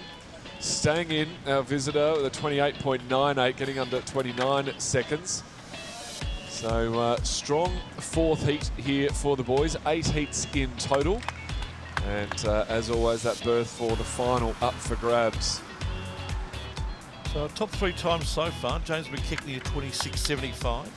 Matthew Loeffler at 27.43. And Lachlan Chan a 27.72. So yeah, it does look like it's going to take a 27 to make that final. You might sneak him in an outside lane with a low 28. But James McKechnie, that 26, that was very strong. He's going to be tough to beat for tonight's finals. Heat 5 now, 5 of 8 on the blocks. And Jack Hood with a 29.58, our fastest entry. Again, all these swimmers pretty close in time. As you can see right across the pool, probably out here in lane number 8, Justin Zoe, maybe even in lane number 7, Whittingham, Joshua Whittingham, early leader. That's where our 2 leaders remain out here in 7 and 8. Coming nicely in 4 also is Jack Hood. Right across the pool here. Who is it? It'll be Whittingham in 7 who takes it. Hood second and Justin Zoe in third place at 29.07 for the winner. So Whittingham just almost awkwardly had to reach out for that wall. So you always want to finish it on that full stroke, but wasn't quite able to do that. The Rolling Stones who said you can't always get what you want. No, but sometimes you get what you need, and he got onto that wall quite well. Very good, man.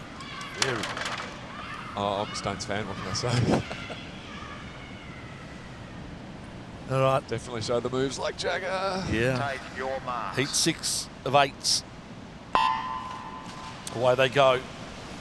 Lane 4, Owen Weaver, 29.86. But lane 3, our early leader is Oscar Dingwall.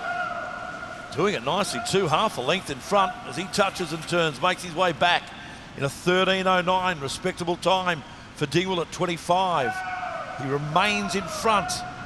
Flying on the outside, Charlie Sewell, giving himself a prominent position, but Dingwall takes the win, and then out in lane number 5, it'll be Oh, no. Crosby actually got in for second. James Crosby from lane 2. And Xavier Eagle in lane 5 taking third place. Not much between those two, though. No, very tight across the field.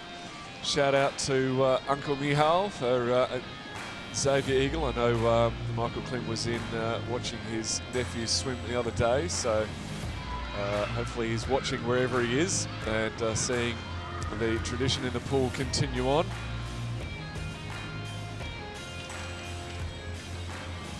So heat 6 now swum as the results on the board. Heat 7 of 8, so 2 more races to go in the men's 50 metres breaststroke. Once we complete this breaststroke event, we continue with our 50 metre theme with the women's 50 butterfly, and Brittany Castelluzzo is back on deck for that one. So make sure you stay with us, and more action as we lead into now heat 7.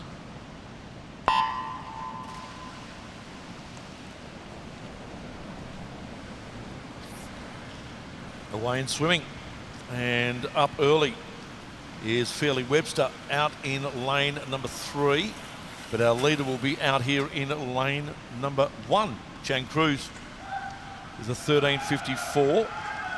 Tellerico in lane 6 as well, up there. Yeah, Ted Collins as well in lane 2. It's going to be tight to the wall between 2 and 8. 2 does get there. Ted Collins, a 29.68, sneaks under 30 seconds. Hargraves out in lane 8, 29.74. So 0.06. So glad these touchpads are working for a start, but these touchpads are there, because how many of these races are just being won by millimetres, milliseconds of time? The 50s as well. It's all so close. You've got to time that finish in the breaststroke, don't you, to perfection. You're a little bit out, it could be a half stroke or you're a glide away. Yeah. So breaststroke and butterfly. Breaststroke I sort of I agree a little bit more, but breaststroke and butterfly, got to get that full stroke, got to adjust. Take your marks. Charlie Gray in 3. Late entry, Will Diesel in lane number 6. So last heat of the men's 50 metres breaststroke, just the 4 competitors in this race, and looks like Stafford will touch first from Williams and Gray, but not a lot in it. So Stafford with that early lead, I think he'll probably hold this down, although Williams is coming home very strong in lane 6. It's going to be between the two of them. Nothing between, again, a 0.04 of a second between Stafford and Williams as the final heat of the men's open 100 metres breaststroke is swum. I do love the fact that he was called Diesel Williams, named after the former Carlton City Diesel Swan Williams, of course. champion. Diesel's a good name. Yeah. So that fastest time we saw in that first heat, that 26.75 from James McKechnie, will definitely go through as fastest qualifier. As we said, the next race up is the women's 50 metres butterfly. So 2 laps of butterfly, so similar to the breaststroke in that touch turn, getting into the wall on a full stroke. And Katsalusto in lane 4. She's making sure she's ready to go. Loved watching her individual medley last night. It was fantastic to see, and she was very strong this morning in that 200 as well. She's having a good meet so far. Brittany Castelluzzo in lane number 4. She's the one to watch out for. 26.24 her entry time, and she's up and swimming in front in the 50 metre butterfly. Castelluzzo just touches, I reckon, in front. She does, ahead of Potts and Dean. Eva Potts in 3. Castelluzzo stayed underwater for a long time, but she came out again about half a body length in front. Good swim by Brittany Castelluzzo. Did she get it? She did on the touch. Osborne very close to second. And then also up there is Jessica Dean in lane 9. But Brittany Castelluzzo, cream rises to the top. It does, Alex. You never want to say that someone's had an easy 50, but that looked comfortable, didn't it? It did look comfy, yeah. I was thinking the exact same thing, and it is hard to have an easy 50, but There's just certain things you can do. Britt looked so powerful there, really working the length of her stroke, making sure she touched on a full stroke at the wall, working her underwaters. Reminded me a little bit of Matt Temple's swim yesterday in the 100 Yeah, butterfly. definitely. Really well executed. Yeah, absolutely. And look, it's hard to, we said it yesterday, it's hard to swim slow butterfly, but if you've got the right technique, you just kind of take the foot off the gas there. Yeah, just leave that sort of sharp bang, that spark for the final. So you're saying you don't have to do it exactly right, you just have to do it well. Yeah, I think execute the process, execute all those little bits well. So get a nice reaction, hit the water cleanly, a nice tight butterfly kick into the breakout, keep the head position right, get in and out of the turn nicely, get all that right, and that's sort of 95% of the work. That spark can be saved for the final where you just really try and rip it. But really executed that beautifully as we dive in for Heat 2 of the women's 50 metres butterfly. Mackenzie Burns, she has really been lining up the pool this competition. She breaks out in the lead. She touches first or second, in fact, so 3/100ths between Lucy Dring and Mackenzie Burns. So a really good battle between the two. I feel that Mackenzie had the best of the breakout though, and she does streak ahead. She'll touch first if she gets onto a full stroke, which she does in a 26.31, 26.64 for Dring. And a third is Lily Young at a 27.35. So that was a little bit more dynamic than we saw from the previous swim, but still right in there. So 26.3 is a pretty quick time, 26.64, just the two girls underneath the 27 mark this time. So Mackenzie Burns fastest through so far. And Lucy Dring won the 200 metre butterfly, so more of a longer distance butterflyer. Sometimes, Stand down. whilst that was still a fast time, sometimes it can be harder to really get your fast twitch muscles firing for a 50 metre race. Claudia Fleidler in lane 4, Heat 3, 26.53 from Bond. So one of only a handful of the swimmers to be able to break that 27-second mark is Fleidler, lane 4. So expect a quick time from them in all of the pool. In and swimming Heat 3 of 4, women's 50 metre butterfly, and Fleidler out in front, out of the water. Stroking beautifully. How's the turn? It looks strong. She actually puts a little bit of distance on him out of the turn. And Fleidler out in 4 now, nearly a body length in front of Whiting out in 7. Claudia Fleidler does it easy in the end. Alex, I'm sure you saw much happier with that finish than the turn. She touched in the full stroke on the finish, but the turn was a little halfer. Yeah, it was. She had to make an adjustment, but she made it work. Thought she was going to make it there, but then just a little half one. But that's, yeah, comes with race practice, and you'll hear a lot of swimming coaches talk about counting your strokes in training, and this is why it's so important. So you can know how many strokes it's going to take for you to get onto that wall on a full stroke and nail that turn. I think she did a pretty good job despite that little half a stroke. She hit the wall high, it opened her body up to get that quick turn. It's almost worse sometimes stretching out for the turn. You end up long, your body's down, your legs are up, and it's hard to rip your legs around to get that turn. So it was a good decision, and that got a quick time. Getting under the 27 mark, 26.35, so 400ths faster. off Mackenzie Burns. Yeah, faster than her entry time, and one of the quickest times we've seen this morning. So still something to work on for the final, but she'll be wrapped with that time. One heat to go, the fourth heat getting ready to go, having a little bit of a delay. They've been told to keep themselves warm, I guess, while we just sort out a couple of issues. Looking forward now, after this race, we've got the men's 100 metres freestyle. There's 6 heats of that, and Matt Temple is the fastest qualifier. We saw him blitz the 100 butterfly yesterday, and the 100 free is right in his domain as well. So looks like we're good to go now for the final heat of the 50 butterfly.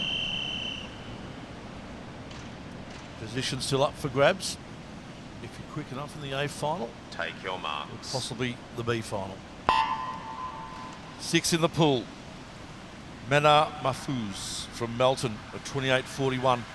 fastest in lane 4, but looks out in lane at number 3. Gabanzo up there, and Torrance also with a 12.8 on the turn. Alana Torrance in lane number 6.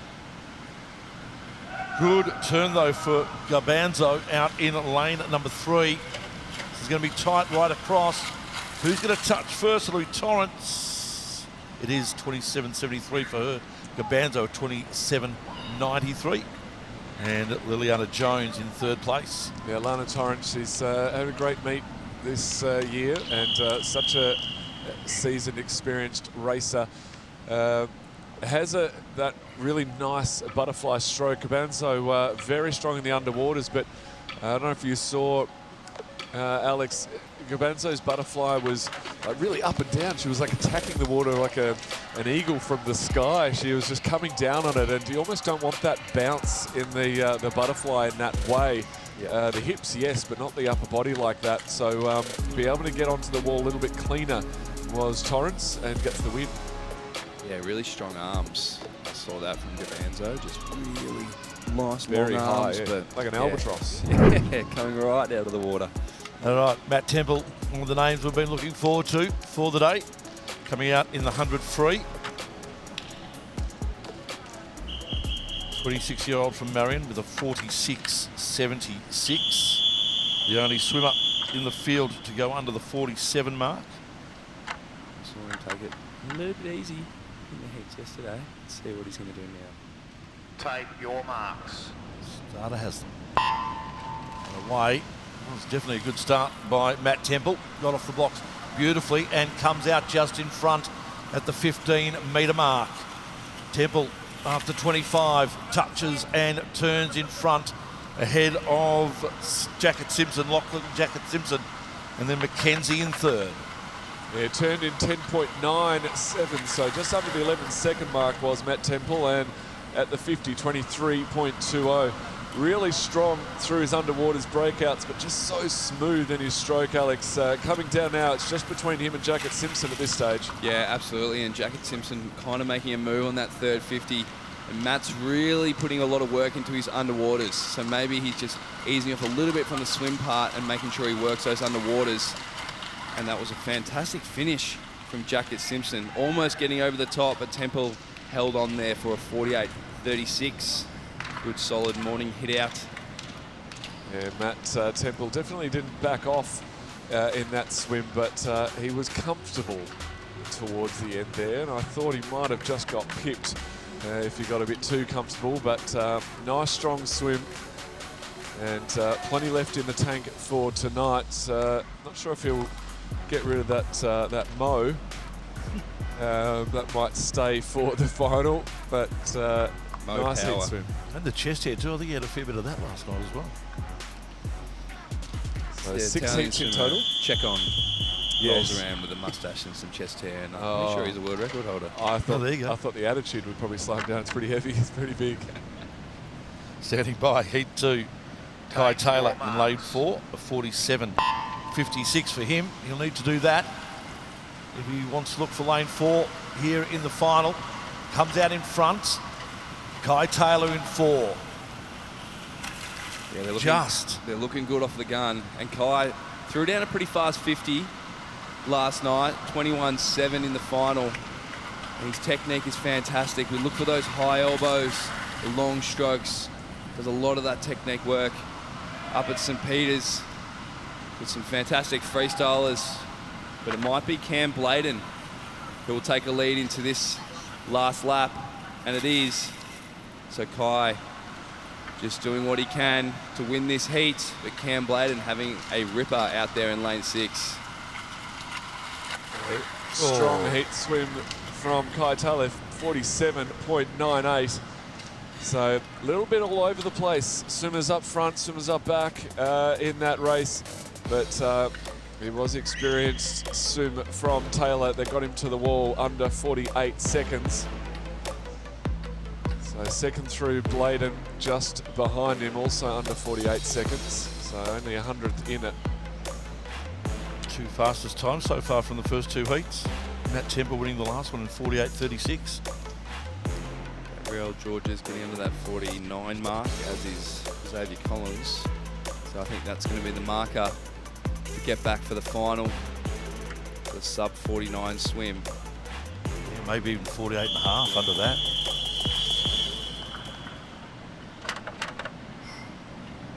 All right, we're missing lane 5 in this one. Campbell, Wilson, Moran out of the events. Take your mark. Stand swimmers.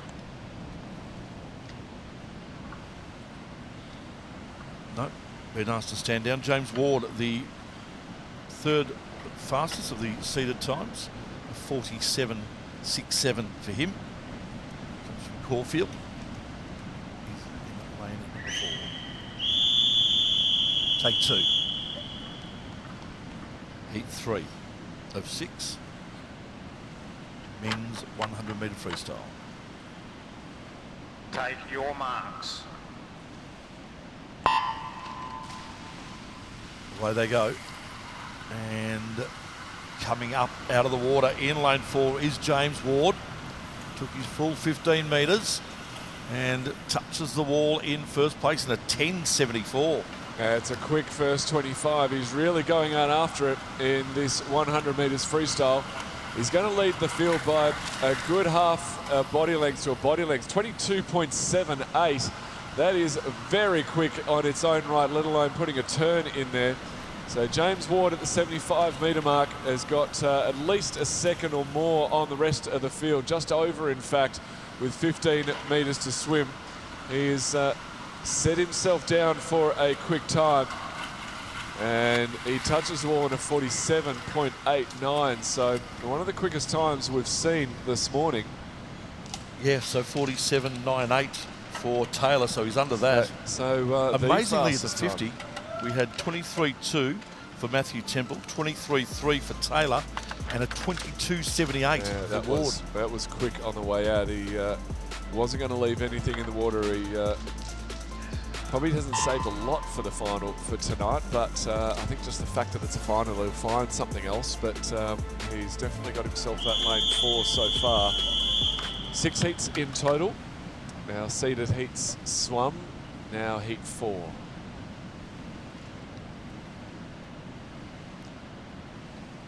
Take your marks.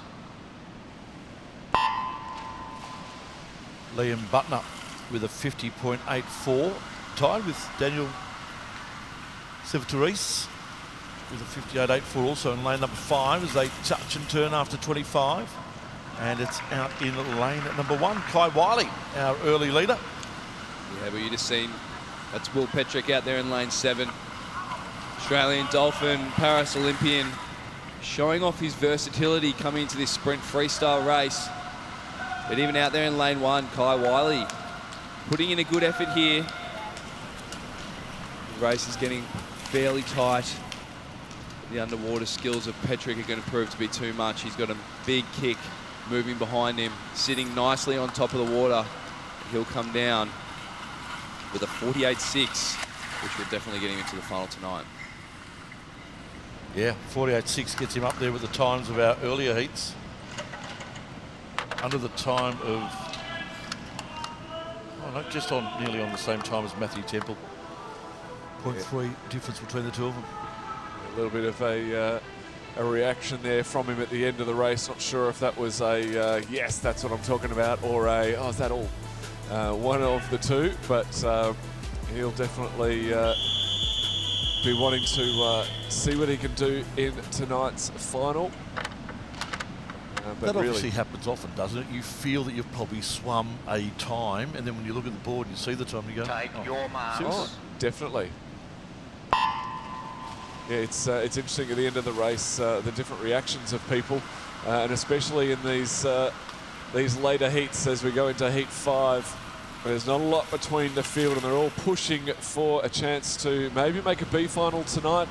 Definitely looking for a PB as the middle of the pool leads them through. Jeffrey looks like he'll be touching first. He does in a 24.24, so pretty tidy first 50 in for a heat 5 in the 100 freestyle. He's being pushed ahead. They're not letting him go. Skinner looking good also swimming from Mariam. He touches second at the 75, only 0.1 between them.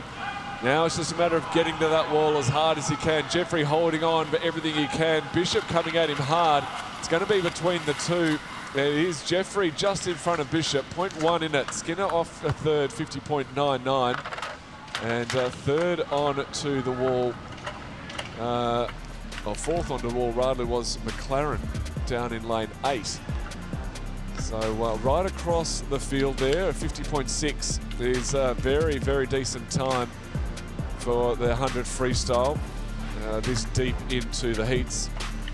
One more heat to go. This is our final heat, just the 4 competitors. And 3 actually. So one of them missing.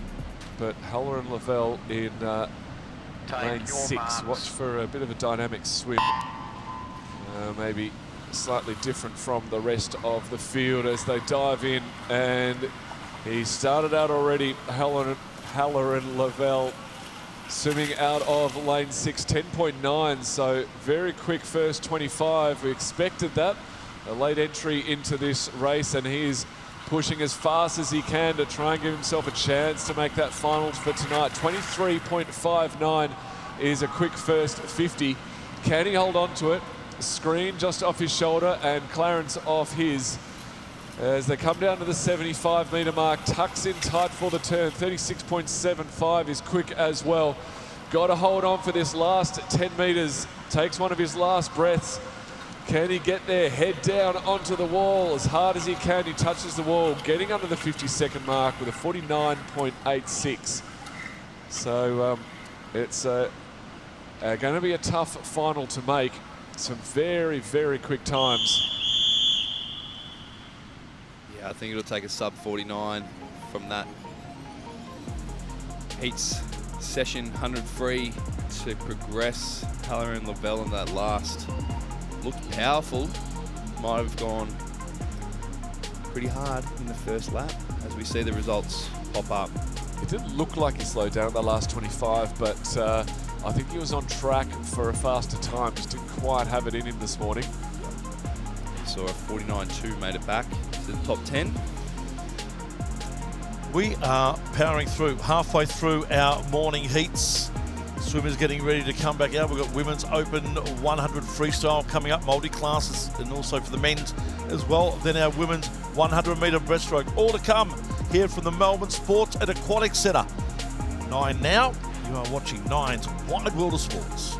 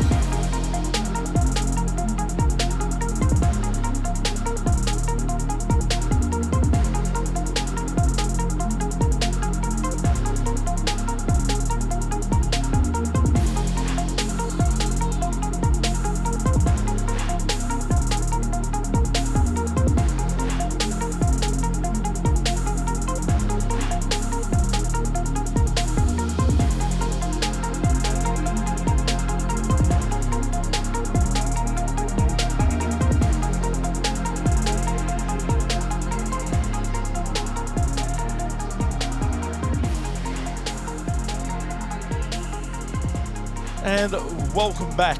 Beautiful scenes of the gallery, the National Gallery of Victoria in GV, the oldest gallery in Australia. Good spot down that way, lots to do in the city. St Kilda Road. Lots of parks, beautiful parks in Melbourne. Botanical Gardens. Yeah, love to go for a walk around there. It's a little trot, lots of running clubs around. Yep. Maybe, what was your time on the tan? Did you ever run the tan? I've jogged the tan before. Jogged it. Prepping for a marathon. Not prepping hard enough, but I'll Yes. be running a lap of the tan with that, so. You'll love this one, Matt. He's running a marathon next week. We'll talk about that a little bit later on. Yeah. Women's 100-metre. Is it the 100-metre multi-class freestyle for our women? Continue with the freestyle theme. 2 heats, actually 3 heats. Take your marks. Nolene Ponto in lane number 4 comes in with the fastest time of a 59.83. She's had a great meet so far. I think she's done every single race, Yeah, Ponto, 100%. which is And final. fantastic to see. Love to see the young swimmers really testing themselves, and getting out there and getting some race practice. And Taylor Corrie out in lane 3 as well, giving Ponto a good run so far. 16-year age difference there. So fantastic experience.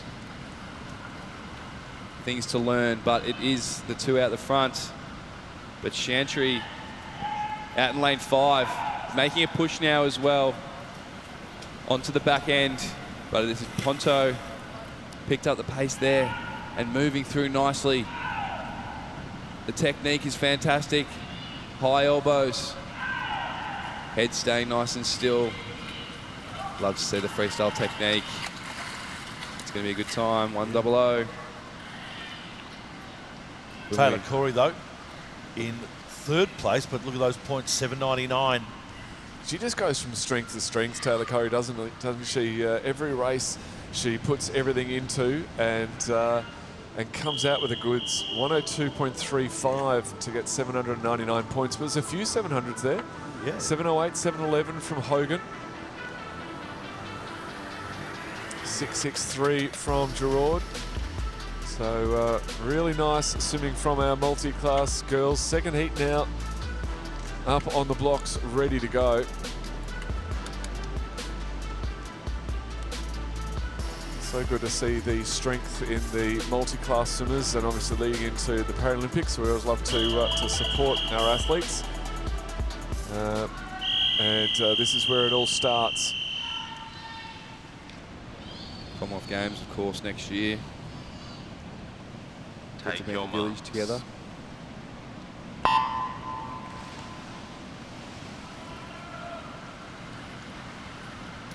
So in and swimming, and out in lane number 4 is Gemma Selleck. She came in with the fastest time here, a 1:10.05 for her. Touches at 25 in front. Looking good so far. It's Pratt as well in lane 5, starting to make a bit more of a move. So we'll see different strengths here, whether it's the starts or the turns or the swimming component of each race. Well, 4 and 5, Selleck and Pratt, both S9 swimmers, so this really is a race of even nature. Both with similar classification as they go through. McAuliffe in S10 and Finlay S12. So the point scores, obviously, as always, compared to that world best world record, but it will be Pratt in lane 5, who's just swimming away from Selleck in 4. So down to the wall she touches in a 111.39, and that 0.8 of a second roughly translating to about 30 points at the end of the day. So 653 so far, the highest point score we've got.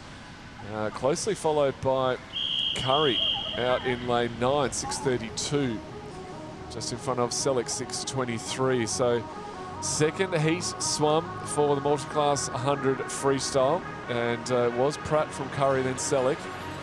From the point scores, top 10 points from the 2 heats will go through. We've got one more heat now. The top 10 points will go through to the final, and then they'll be ranked on their time. So just because they're in lane 4 doesn't mean they're the highest ranked swimmer. They just happen to have the fastest time.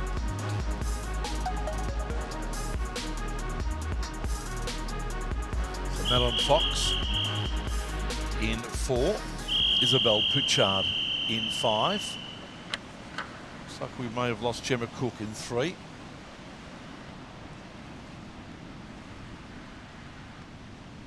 Take your Women's Open marks. 100 metre freestyle, multi-class, heat number 3. Away they go. Madeline Fox in 4. Classification of S18 and an S6 classification for Isabel Pouchard in 5 from the Centenary Dolphins. Looks to be a tight race off the start. Who's going to maximise the turns and the push-offs for this race? Very different classifications in this race. Yeah. Pritchard S6 plays Fox in S18. So very different S18 classification, a new classification, the intellectual impairment category. It's introduced in 2021. So that S18 plays the S6 within the Paralympic classifications, and based on their physical impairments, all the way from a significant deficiency to minor nerve damage or something along those lines. So very different as far as their classification might be concerned, but close in the pool. So down to that third 25 of the 100 freestyle now, and coming down to the 75-metre mark. Not a lot separating them as they duck down for that turn. 118 plays 119, a second and a half in it at this stage. And the point score is what counts. So the time is important, but only how it compares to that world record. So Pritchard in that S6 definitely with the best chance of getting a good point score. We saw points around that sort of 600, maybe 500 mark. Should be good. So she touches with a 384, which is a strong swim. Fox with a 296. So 145.56 plays 147.63 in the final heat of the multi-class 100 metres freestyle for women. And now it is the boys' turn. We have two heats of the multi-class 100 metres freestyle. And looks like two full heats too, which is great to see. And more and more of our athletes taking advantage of the multi-class events and getting themselves into sport and competitive sport. Jack Ireland, the name we want to see in this one. He had a great swim yesterday. 52.25 his entry time, so that is no slouch of a time. That is quick. And right next to him, Nathan Maxwell with a 53. Also 52, Greatorex from Nunawading, a 52.4. So some quick swims in here from S14, S15, S19 swimmers. Take your Flipped marks. to his feet 54 last night. Yeah. Away they go. And in the pool and swimming, and Ireland just out in front. Greatorex in 5 as well, maybe just taking the early lead. It's Greatorex from Ireland as they turn after 25. Of course, this is the second time that these boys have had a crack at the 100 freestyle. We saw them in the club relay last night, racing for 4 points for their club, and back at it again.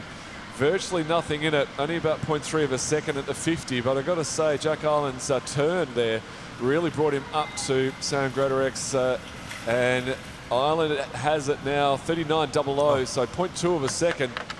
Now coming down with 10 metres to go. He's just stretching that lead out now. Yeah, might be showing a bit of his endurance there from his 200-metre freestyle. It's going to be a great time. A 52.35 for Jack Ireland, a 931-point swim. So, wow, it's our first 900-point swim of the day. So 0.1 off his best, so right up there. That's his third 900 score. Yeah, he's had a blistering meet. Every swim he's done, he's really given it all, and it's shown on the scoreboard as the times we wait to be confirmed. They are. So Jack Ireland first through with that 931 points, 809 for Greatorex, and Riley Sue, who's also had a great meet this week. Only halfway through it, day 2 of the 3-day meet here at the Melbourne Sports and Aquatic Centre. We hope you're enjoying the coverage. One more heat of the multi-class 100 freestyle for men. We then move into the women's 100 breaststroke as we look forward into the program. We've got the 200 butterfly, some 50 butterflies for our multi-class, and we move into the distance 800. The 25 free is after that, so make sure you stay with us for that race. It's going to be a very interesting one. Take your marks. But heat 2 now. It'll be an interesting one to call, I know that. Heat 2 the men's multi-class. Out in lane number 3. Our early leader is Charles Jorgensen. Yeah, he looks strong off the start there. Nice long strokes.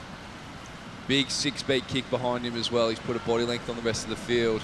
But just behind that, in lane 4, O'Brien, Voigt in 5, in 7, Pridriz. But it is all Jorgensen at the moment as he pushes down that 3rd lap. Kicks died off just a touch, so maybe saving a little bit for the last 25 of this race. But we'll see how he's going to go off this wall here, what he's got left in the tank.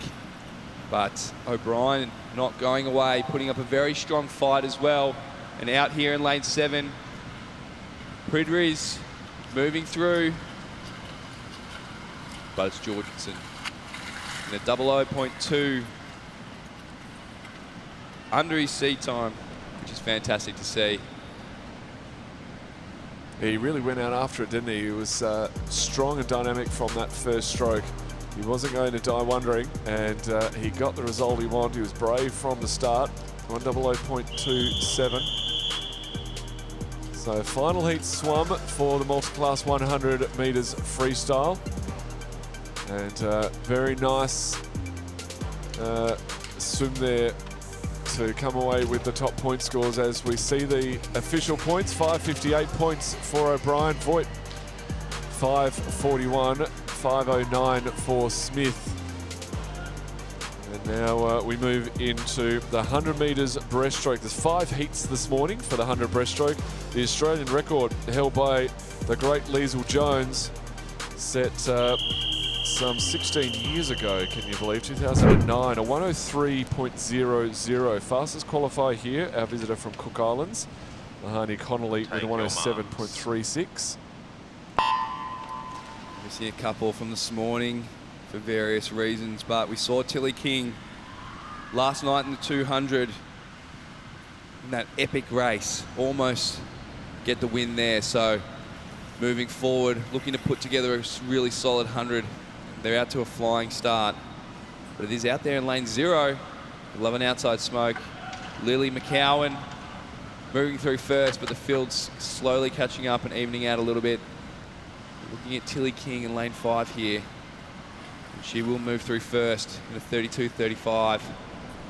It's a little bit interesting for Tilly King having no one next to her. She's almost doing a time trial by herself. She won't see anyone in her peripheral vision, and the next swimmer is obviously 2 lanes away, so she's doing a great job there, virtually swimming by herself.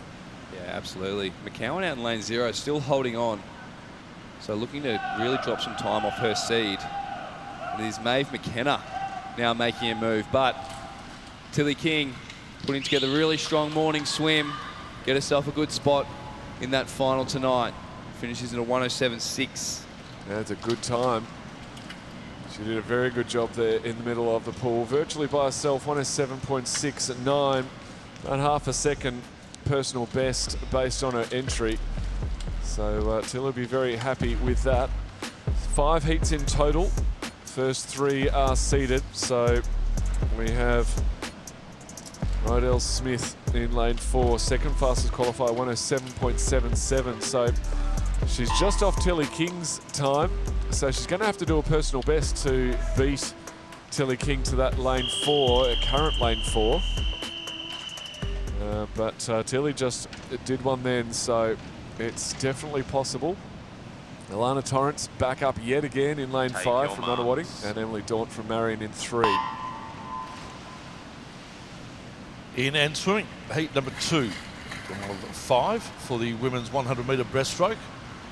And in the middle, we'll find our leaders. Alana Torrance in 5. Rydell Smith in 4. But out in lane number 6, Lacey Campart, the early leader, with a 15.24 for the first 25. Yeah, Campbell and Torrance just going stroke for stroke, but it's Dawn and Smith who are really starting to come through in this second 25. They come down to the 50. Looks like Daunt from Smith, then Campbell and Torrance. And as they push through, and Daunt is not daunted at all by the quality of this field. At the 75 metre mark, she's pushing ahead Her and Smith are going to touch almost identically. In fact, 0.1 of a second, less than 0.1 of a second separating them. So it's going to come down to this final 25. Camprad just slightly off the mark coming down to this final stretch, and Torrance right on the shoulder. But who's going to get to the wall in a full stretch? It's going to be Dawn. She holds on with a 109.53, just ahead of Smith with a 109.70. So 0.17 separating them at the top. Nearly a 2-second margin between the times of Emily Daunt and Tilly King from the first heat. Just 15 years of age, Emily Daunt from Marion, and Smith next to her, 22 years of age. So vast difference in experience, but virtually nothing separating them on the touchpad. So heat 3 of 5 now up on the blocks, and Sienna Walo from Southport, along with Amelia Downey, her teammate, right next to her, as they dive in for heat 3. 5 heats in total this morning and only 10 spots for that A final tonight. Another 10 for the B final, but no medals for the B. So all of the effort will be trying to make that A final. With a nice split stroke pulling away from the field is Sienna Walo. Touch first at the 25 and now starting to stretch away. Also looking good is Georgia Walker out in lane 7. She touches third in front of Hansen, in fact, 32.61 to 32.68. But it is Sienna Walo just setting the pace. Yeah, so final of the seeded heats. Looking very good. Moving through that third lap. But out in lane 5 and 7 and 6. All starting to tighten up. So the race is getting thrown to Sienna Walo, but she's holding him off. Looks to be Charlotte Hansen making a late move. I love watching these short course races. Who's going to make their move on what lap? What's the strategy going to be? But Walo going out fast and lodging a 107.8. It's a handy time. That's a very decent time, isn't it, Alex? 107.89. Anything under that 108 is going to be right up there with the leaders in these heat swims. So the final of the seeded heats, and third fastest qualifier coming in to the race, and rightly so, setting a quick time. So about the third fastest. No, 107.89 was second, I think. 0.2 of a second. Fastest. Yeah, 0.2 of a second off Tilly King Take your marks. in that one, and under the time of Emily Daunt. Yeah, very strong. So fourth heat now in the water. Tess Izzard, the fastest in this pool, but having said that, there's only 0.7 of a second separating these minor heats. Heat 4 onwards, always very, very tight. And 1:13.1 plays a 1:13.8 on the entry times. But now is the chance to get up and make the most of it. And Yuxi Liu from Surrey Park in lane 8 is making the most of it. Also on the other end, Kaya Furlong from Manly in lane 9. So right across the pool is anyone's game. Vera Zhang, though, takes them through halfway through. 34.30. And Liu in that outside lane touches second, only a fraction of a second behind. So now really starting to separate the field, Alex. Coming down to the last 25, it's anyone's game with Lister touching first at the 75. Yeah, Lister just made her move there on that third lap. Vera Zhang not too far behind, went out like a rocket. But it's even Laura Wilson making a late play next to Lister. The field's starting to tighten up now that we're getting towards the end. But it's going to be Lister. Gets the win in the fourth heat with a 113.1. So that's heat 4 done and dusted. 4-swimmer heat 5 coming up in just a sec to finish off the women's 100-metre breaststroke. Official results for heat 4. Lister, Izzard and Wilson. Wilson, they're in third place. On the blocks now for our final heat, heat 5. Take your marks. And a Kang in lane 3. Miri Shirakura in 4. Riley Cardo in 5 and Charlotte Bass in 6. Chiakura from Japan in lane 4. At the moment, though, it's out in lane number 6. Charlotte Bass with a good first 25. Yeah, looking very powerful as she's moving through the water, putting about a body length on the rest of the field. So really wanted to get out fast by the looks of things and set herself up. Now got to hold on. But it is Riley Cardo touching in second. But those underwaters from Charlotte Bass really showcasing the power that she's producing in her stroke there. 1:14.03 was her entry time into this meet for Charlotte Bass. Looking pretty good to get under that here in this race as she turns around in a 52.82. Absolutely, but Riley Carter not giving up. Never say die. She's going to move forward now and maybe even taking over the lead over the last 25 metres. So saving a little bit more in the tank. She will touch in a 1:12.6. Charlotte Bass finishing at 1:13.4. All under their entry times. So fantastic swim. That's the end of the 100-metre breaststroke for the ladies. We now move into the men's 200-metre butterfly. 4 heats of this. Lucas Hemenick in lane 4 for heat 1 at 1:56.39. The fastest by around about 3.5 seconds coming into this heat. Second seeded fastest time and taking lane 4 in heat 2 is Caleb Dreyer with a 1:58.33. And then Kyle Taylor with a 1:59.61 will take lane 4 for heat 3. Yeah, so we're looking for that sub 2 minutes in this race. See how many of the boys will be able to get that going. But straight up, Humanic, 1:56. Should look to put in a solid time here, but who can stick with him and go under that 2-minute mark? No, 1:56.39 was clocked as a PB for him in at the Brisbane Championship meet earlier this year. Caleb Dreyer, Kyle Taylor, Noah Camper, the 3 that were tipped to press Lucas Humanick in this event, the 200 butterfly. Take your marks. And away they go to kick off heat number 1.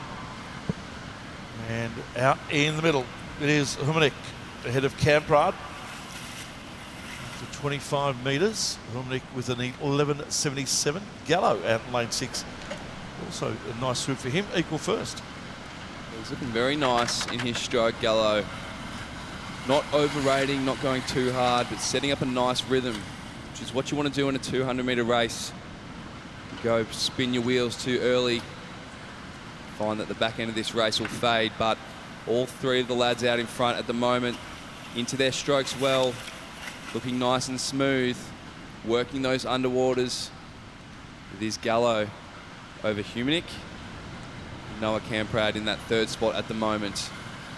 Oh, Alex, I've just made a call. Butterfly is my favourite stroke. They just make it look so easy, don't they? I love all the strokes, but when Butterfly is done well, it looks so impressive. And Gallo is so smooth in the water. The recovery just rolling over, head goes down, perfect timing, in and out of those turns.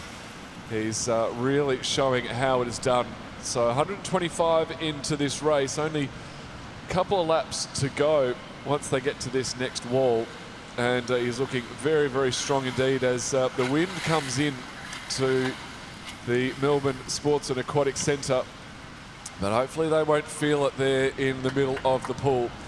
Tight battle there for second. Humanick and Camprad just looking across at each other. In fact, Camprad literally looking across at Humanick with 25 metres to go. But I don't think they're going to catch Gallo. He's got 15 metres to swim. And he's just taken his foot off the gas a little bit. And a really nice long stroke as they go through, and he touches the wall in a full stroke with a 1:58.23. 4 100ths ahead of Camprad, 1:58.65, and 1:59 underneath that 2-minute mark, 0.2 for Lucas Humanick from Logan. So really nice smooth swim. If you can make a 200 butterfly look easy, that's what they did. It's not though, is it? It's a bit like Lucy June yesterday in her heat swim. Just very comfortable. Just doing what was needed. Yeah, nice and flowy. Sometimes when you try and force the butterfly, it looks a bit jabby in the water. But yeah, Gallo there looked really nice. Nice and strong. Looked like Maddie Temple. And that's the benchmark, really. That's high praise, definitely. As we look at the results. And we prepare for Heat 2 of the events. We're having a little bit of fun in the pool. Something has fallen in the pool. I'm not exactly sure what, but they went to scoop something out, and yeah, then the scoop head has now fell off the margin. So they're getting the swimmers out of the pool. I don't think they ended up getting what they wanted, so we're going to have a little bit of a delay while we do this. It's probably a swim cap. We've seen a few pop off. Yeah, that's what I was assuming as well, but still kind of funny as What about the lifeguard just jumping comedy in? of errors. Yeah, why not? They've got someone that does that at the Olympic Games when a cap comes here we go. off. Someone specifically will dive in and Yeah. get the stuff that pops off. Yeah, we've got a swimmer who's volunteered to come and clear the pool. You never quite know with these situations. They've just Stand whistled down, the swimmers, swimmers stand up down. to start. Yep, let's do that. And someone's dived in to fetch the swimming cap that was floating in the middle of the pool. So, comedy of errors going on here, but this is what happens in live sport. As we are now good to go for the second heat at the men's 200 metres butterfly. These guys are absolute pros at this. So Caleb Dreyer, Ryan Clifford, Sam Kenny all will be prepared and good to go. Take Won't be your flustered marks. by that at all. Missing some swimmers as well. Lane 3 and lane 7 out. Dominic Sue and Tannen Kazidam out of this heats. Out in lane number 6, though, Sam Kenny. A good start for him. King out in lane 0 as well. A great start for him at 12.07 as he turns in first.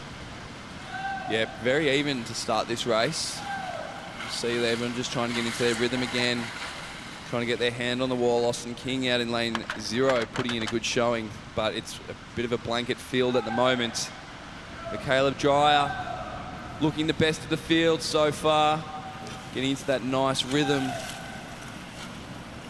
Not too forced in his stroke, just trying to hold the rate. Very good underwater, popping up around the 11-metre mark. But Ryan Clifford starting to make a bit of a move now.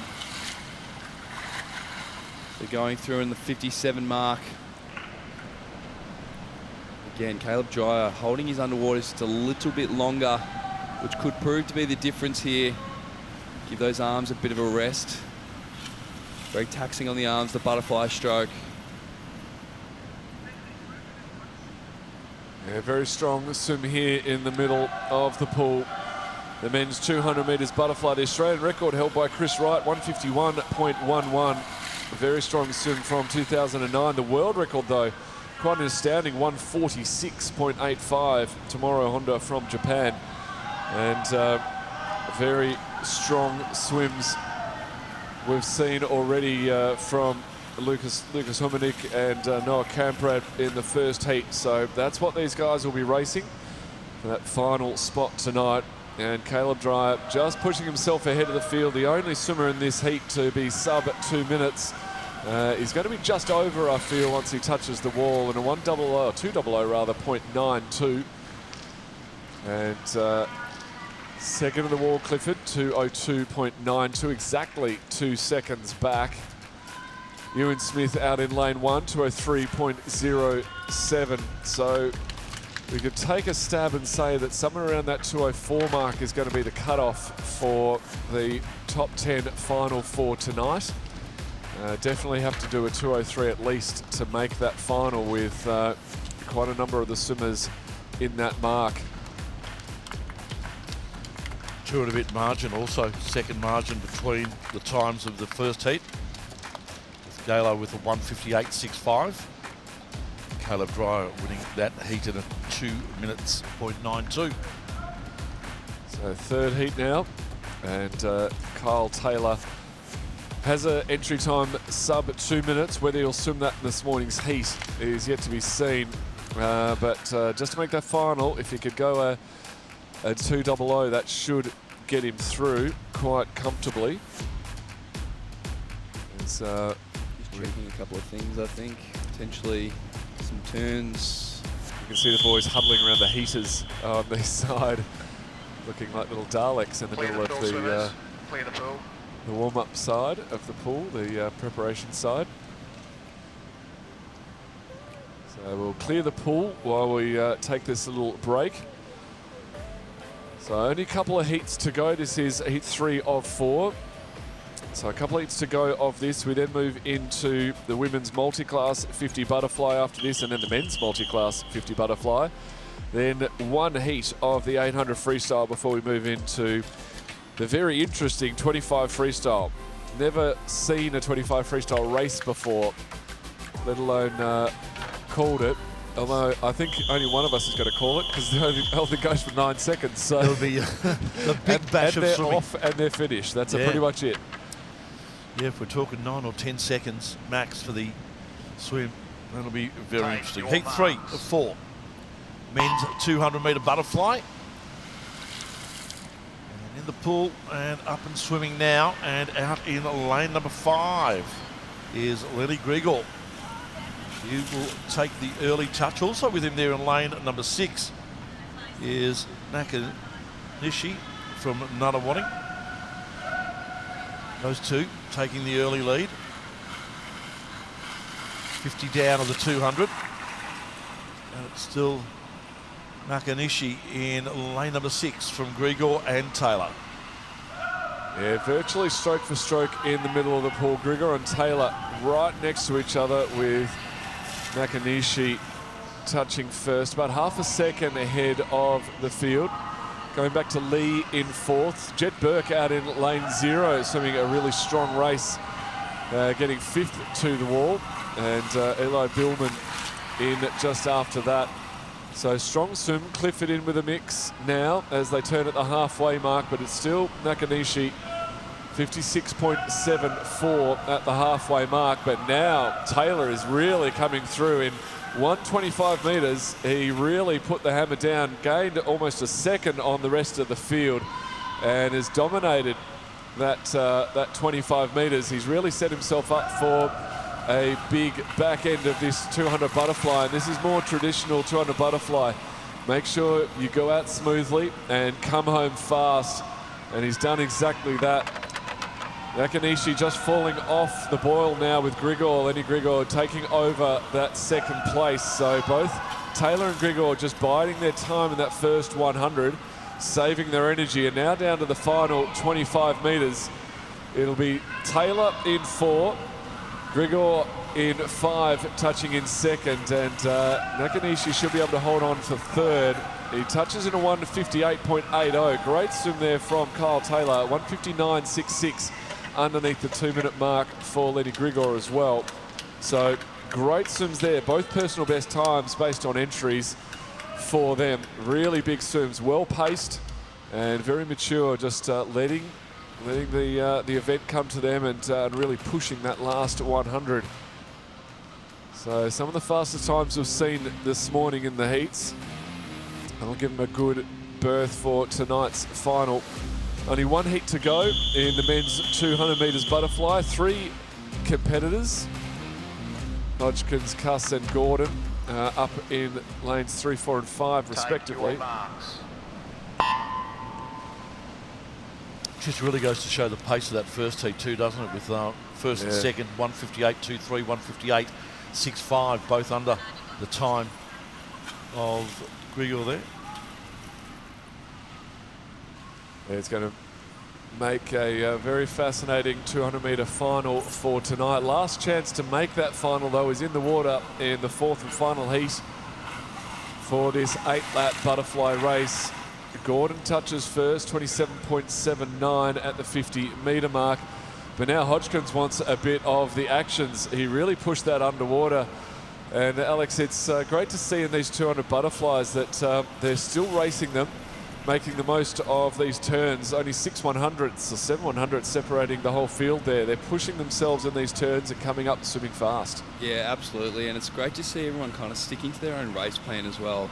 Sometimes when an athlete goes out as hard as they can, you can get sucked into maybe following what they're doing and then losing it on the back end, but you've got to stick to your guns and know what your race plan is, listen to your coach, trust the process. It's a tight battle though, isn't it? Because you want to stick to your race plan, but if something's happening, you've got to react to it at the same time. Yeah, you do, and I guess in the longer events, you got to try and figure that out as well. But I always found when I was swimming, sticking to the race plan and trying not to focus too much on what was going on around you tended to yield the best results for myself. They're moving through now. The 150 mark. It's Hodgkin. Sorry, it's Kuss out in front. Made his move. In that third 50. He's turning on the afterburners now. Coming down to the final lap.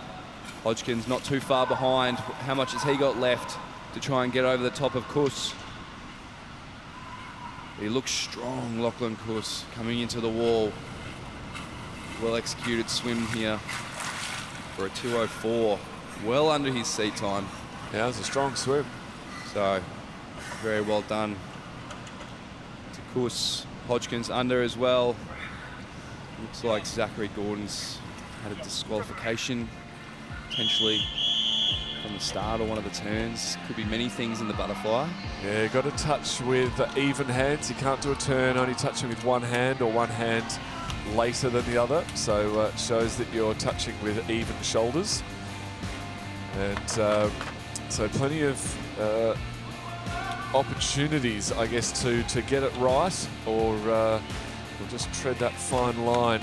And always a shame to see a disqualification, but we move now into event 39, heat 1, only one heat of this 50 metres butterfly multi-class for women. Emma Chandry from St Andrews, 17-year-old fastest qualifier, S19 swimmer, along with Meg Conheady. And Taylor Corrie, 30 years of age from SA, Take your marks. cracking meet as always.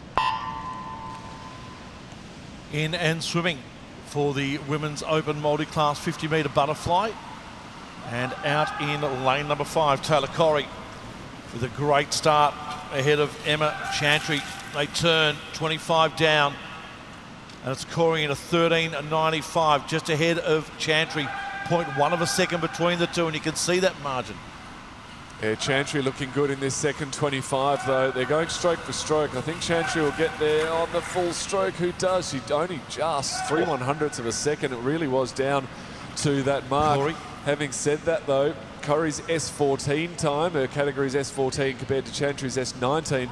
The point score is over 1,000. So we'll wait for confirmation to see whether that was a world record, but 1,009 points definitely takes home the prize of the highest point score for our multi-class swimmers this week. Thought she might have done it yesterday. She was on for a world record yesterday, but she's looks like she might have done it today. So touches second with a 30.35, 3 100ths behind. Really nailed that finish, but with over 1,000 points, that is the world's best. Right there, so we'll check to see whether that is a world record, because it is not quite straight cut with that 1,000 points, so we'll wait for confirmation on that, but dynamic swimming nonetheless. So I think we're having confirmation that it's not a record, just off, but definitely one of the fastest times we've seen over the last year or so. Fantastic to see as the men now step up for the multi-class 50-metre butterfly. 2 heats here. Nicholas Leighton in lane 4 with a 24.70 comes in with the fastest time. But once again, points will determine our finalists. The top 10 point scorers will go through to tonight's final. Josh Alford in lane 2 out of the event. Take your marks. In and swimming. Maxwell in 3, Nicholas Leighton up and powering away in lane number 4 for the first 25. He's got a clear margin of around about a body length between himself and Dylan Logan in lane number 5. Maxwell there in 3, also putting in his bid for second. But this is all Nicholas Leighton. Nice, tidy win, 916 points for him as well, with a time of 24.90. Yeah, very dynamic swimmer, Nick Leighton. Swims in the multi-class and in the full open races as well. So we've already seen him race a couple of times in both S15 swim along with Logan. And 916 points is really going to be tough to beat, but we've just seen Taylor Corrie do exactly that. So we're getting some pretty quick swims here in the multi-class events at the Australian Shortcourse Championships. The cold weather might be not really affecting the heat that is being generated from these fast times. 2 heats for the men in the 50 butterflies. Second heat up on the blocks now, as we see David Bale, our 52-year-old from Wodonga City, just get himself prepped and ready to go. I was talking to him earlier and saying how his preparation was going, and he was saying just with his condition, he finds it really hard on his left side of his body to hold the water, and he has to concentrate really hard just to control that. So S8 swimmer.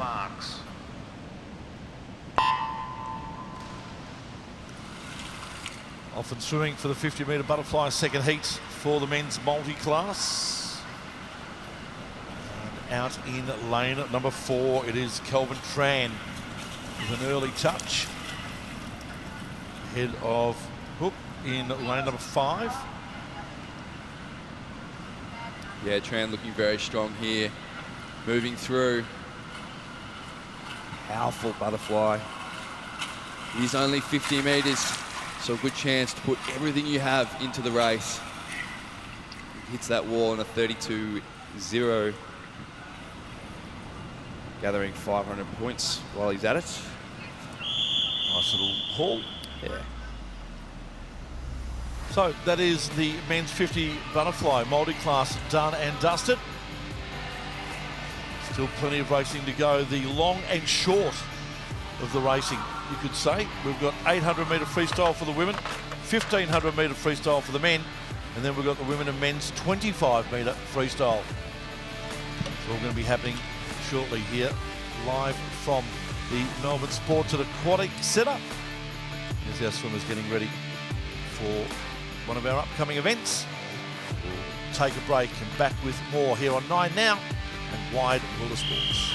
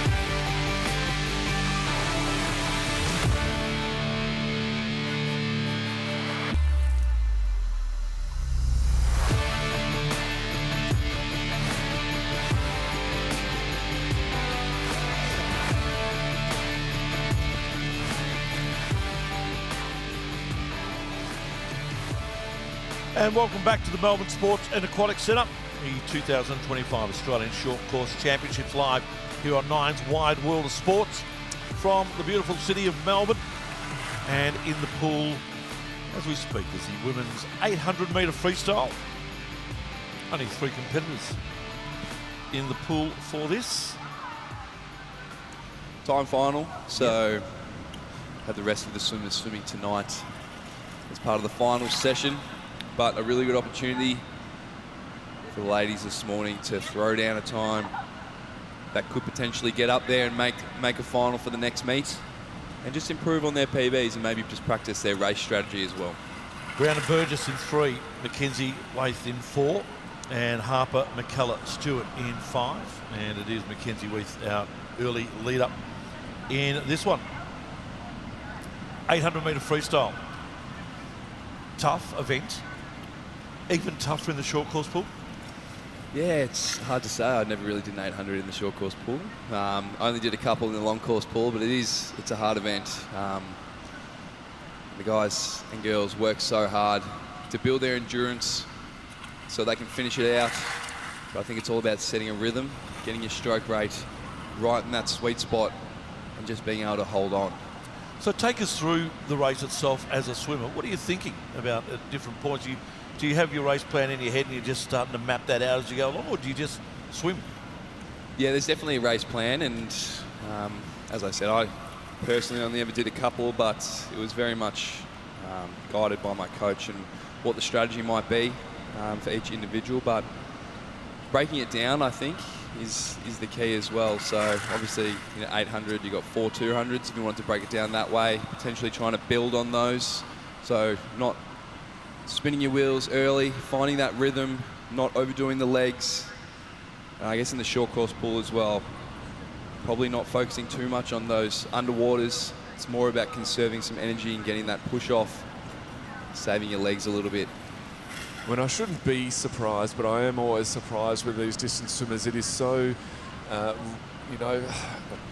almost copy-paste. They're so consistent with their stroke count, with the stroke rating, with the kicks, everything, that it really goes down. And the coaches will be on the side of the pool, taking those stroke ratings, getting a stroke count, and keeping that consistent. They really will have sort of 3 parts of that race, won't they? They'll be the getting out, getting that pace going, and then just sit there. Really just keep nailing it, it's like a distance runner, just get that rhythm, keep it going, and then in that last 100, build it up and go from there. We see a lot of gesticulation from the coaches to the swimmers at different times, and I presume that in these distance races, that's probably more important than in the shorter races. The shorter races, you may not have time to react as much to the coach's call, but here they would help you know exactly what's happening. Yeah, I think that's sort of twofold. It's one, just for the coaches to feel like they're doing something, to cheer them on.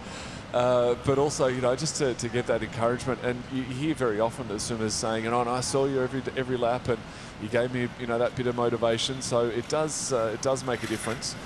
But often they'll be, swimming along, and the coach is like, go. It's like, I'm in the middle of a race. I am actually pushing it. Yep. But they've just got to, stick to the rhythm that they've got, and it's all the training that they do that manages their energy levels, because they don't want to kill themselves now and really, pay for it later on in the race. And coming down 17 laps to swim, they'll look up and see the boards with the laps to go for them.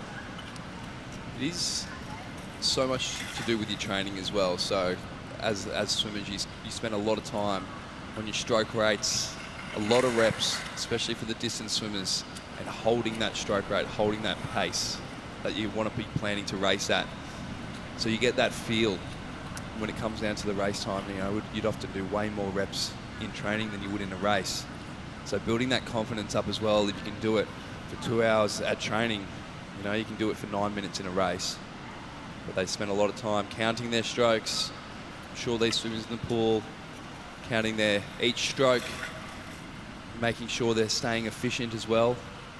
It's a good way to keep yourself on track. You find that you're going over-stroking or under-stroking, could be a good way to gauge where you're sitting in the water. 450 down, we hit the 475 mark of 800 metres, and Mackenzie Waith doing it nicely at the moment. She has a good margin out there in front. Time of 5:21.45 at the 475 mark. Brianna Burgess in second place. And back in third place is Harper McCullough Stewart from the Marion Club, 14-year-old. Actually, Mackenzie Waith is only a 14-year-old as well, from Rocky City. So she's doing it nicely. Nice and hot up there. Rockhampton. We did a training camp up there a couple of years ago. As part of our squad. It was extremely hot. About 30, mid-30s in September. Slightly different conditions here for the Australian Championships in the outdoor pool here at Melbourne. And we go down, we've got 9 laps to go from here. So 200 metres from this turn. I often get asked the question why there's so many swimmers based up in Queensland. You know, it's the weather. Yeah. Get up at 4 in the morning, the sun's up, but you also get some really good adaptation from being in the heat. So you're training up there and it's a bit hotter, you're putting your body under more stress, can sometimes build more endurance for being up there. And the majority of your major events are pretty much in the heat, aren't they? Yeah, but you can also get that from here because the inside pool at MSAC's quite hot. Yep. Just the environment. Definitely very humid in there. There's no doubt about that. So turning at the 600 metre mark, and Weith turns in a 6:50.64. So let's keep an eye on that pace, see how quickly she can go, if she can get underneath that 9-minute mark. Brianna Burgess has definitely cut the gap. Yep. She's got closer in second. Absolutely, and this is all part of the tactics as well. These longer events, a few more tactics at play. When do you make your move? Don't want to make your move too early. But Burgess looks to have started to close that gap and pick up the pace ever so slightly. Well, it was a 5-second gap a couple of 100 metres ago. It's down to 2 now. And Weith will be aware of that. She's breathing both to the left and the right, so bilateral breathing gives her a really good indication of where she's at against her competitors. Also gives her stroke a bit of a break and makes a bit more balanced as she swims. So she's put herself in a really good position coming down with 100 metres to go. With 50 to go, they'll get the bell just to audibly let them know that they're almost there, and visually they can look up and see the lap counter at the turn end of the pool. They'll see a big number 3, knowing there's 3 25-metre laps to swim as Weith turns first. And as you said, that 5-second gap is really starting to come down now. It's exactly a second, 1.02 in fact, seconds separating them with 50 metres to go. This could be a little bit of a sprint towards the end. The bells are ringing. Weith and Burgess, less than a second now between them, half a second. It is really on, so they'll be eyeing each other down and seeing how quickly they can swim. With 1 lap to go, it's come down to a little bit of a sprint 25. In fact, the lead has changed. So Burgess touches first and looks over. Hang on. Well, that's not going away Hang yet. on. Yes. Love to see this at the end of a distance race. Who's going to get their hand on the wall first? Oh, wow. nice. 6/100ths of a second, 909.2. Plays 909.26. So Wyeth does get there. She got her feet to the wall for 150, did Burgess. Michaela Stewart touches third in a 923.71. He's knackered. Because That's what you want at the end of 800 metres. So final, Understandably knackered too. Yeah. yeah, the final top 10 rather will swim tonight, and in that timed final. So the 800 will be determined. The medals will be determined from tonight's swim and compare that with this morning's. And now we move to something that I don't know if you've ever seen before, Alex, but I haven't seen before. An official 25-metre swim. Now, it's an exhibition, but it's still under official rules, official timing. And this is going to be exciting. So we start off with the girls. There's 2 heats of the girls' 25 metres freestyle. It almost looks wrong calling it as a 25 metres freestyle, but it's going to be an interesting race nonetheless.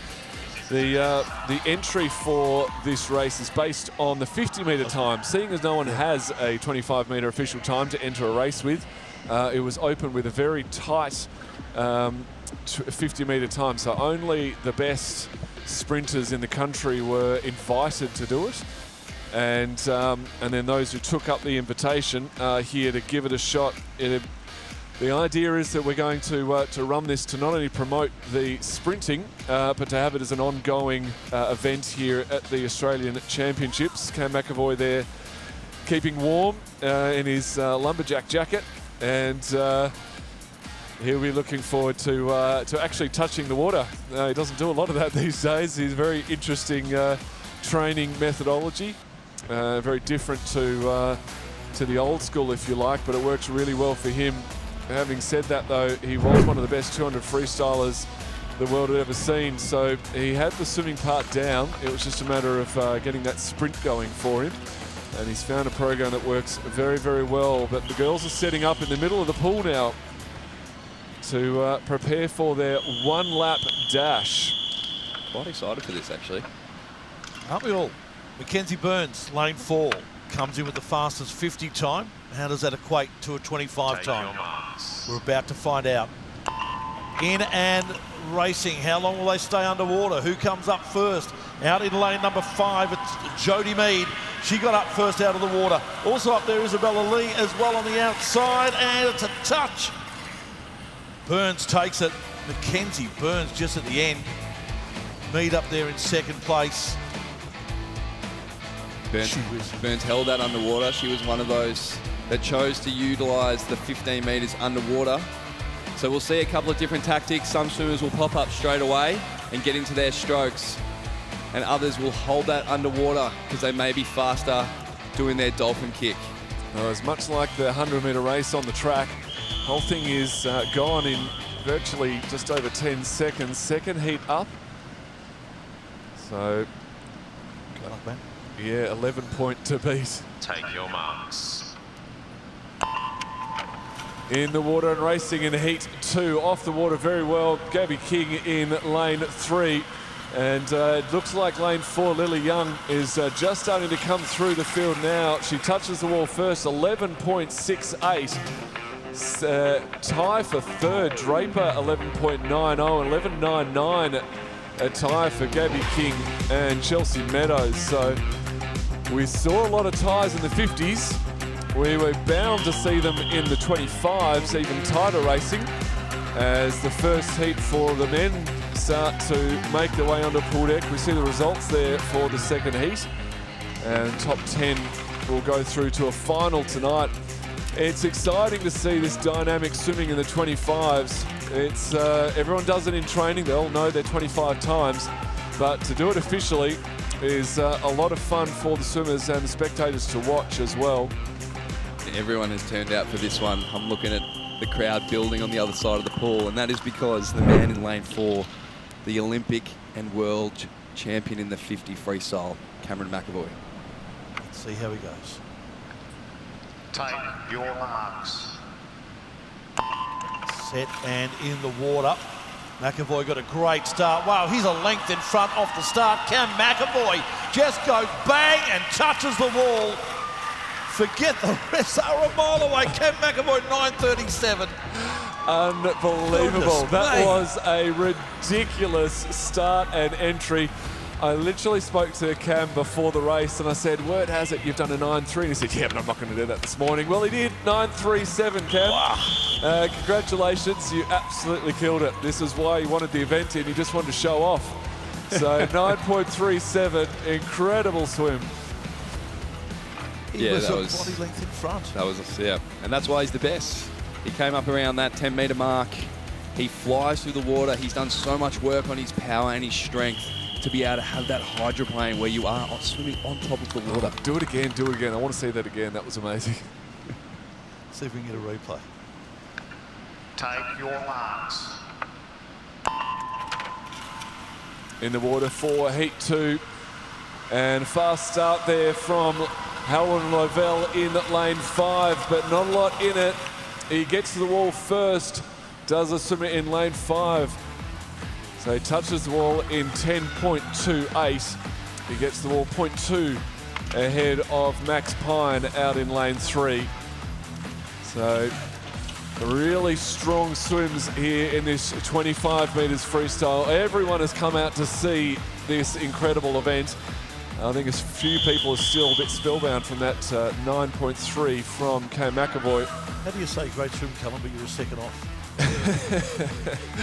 25 metres. Yeah, it's quite remarkable, isn't it? But third heat now, getting ready to go. Third and final heat for the men's 25 metres freestyle. It's odd to see them standing up at the turn end, but that they are. Ashley Nichols in 4, Sam Welsh in 3. Take your marks. And in the pool, they step out and out in lane number 5, Samuel Harriman does nicely. He gets out first. Right next to him, also in lane number 4, is Nichols, but Harriman takes it. Lang in second place in lane 2, and Nichols in third. So 10.34 there for Samuel Harriman. So very quick times from the boys. Top 10 will go through. So Alan Liang a 10.54. So top 10 times will go through. It looks like you probably need a 10.5 or faster to make that top 10. But that was it. We were looking forward to that all morning, and it didn't disappoint. I'm still a little bit stunned by that 9.7. It was actually, 9.3. It was less than 9.3. It was more where he was at the 25, or the 15 rather. Watch him in the middle of the pool. What a start. He just burns away from the rest of the field in that first 10 metres. Absolutely incredible. Just his whole upper body is out of the water. You know, there's no water resistance at all coming from there. Keeps his head in a nice still position. Just so technically sound.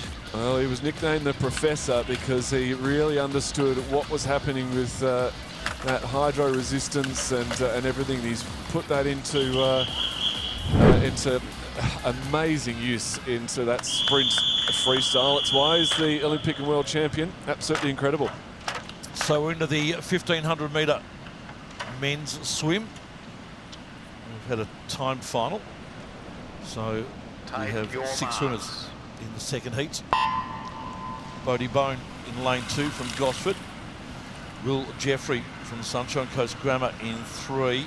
Nathan Williams from Campbelltown in 4.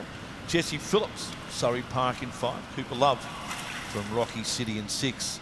And Oliver Kelly from Shaw in 7. It's Love with the early lead. A start for him out in lane number 6 as they complete 50. 14.50 to go. Love from Kelly, Phillips, Williams, and Bodie Bone out there in 5th place. So these swimmers this morning racing, not only those in the pool, but those racing tonight. 60 laps of this short course pool in the 1500 metres. We have a full schedule of swimmers swimming tonight, including Sam Short. He was dynamic in the 400 on the first day yesterday. He'll be joined with Luke Higgs, Nick Sloman in tonight's final. The timed final will be swum tonight, and this is the second heat. Those times will be compared, and they're just racing off each other at this early stage, aren't they, Tony? Yep. Phillips looking good in lane 5. In fact, he ties with Kelly at that 125 metre mark. Very early stages. We talked before, Alex, about how they would break up these races in the 800, breaking up into, say, 4.2s. And in the 15, it's going to be something along those lines, whether it's 5.3s or 3.5s. Different ways for different people to break it up, but just setting themselves out and seeing who's who at this early stage. Yeah, absolutely, and I think it usually is 3.5s. I was doing a little bit of training with Sam Short last year leading into the Paris Olympic trials, and he would often do sets where it would be 3.500s, so really working on descending those. Obviously you have to start at a comfortable pace, but then leaving enough in the tank that you can then put on the afterburners. But yeah, it's different strategies for different athletes and for different coaches. Everyone's got to figure out what works best for them. But it's a long way, isn't it? Jesse Phillips, it is a long way.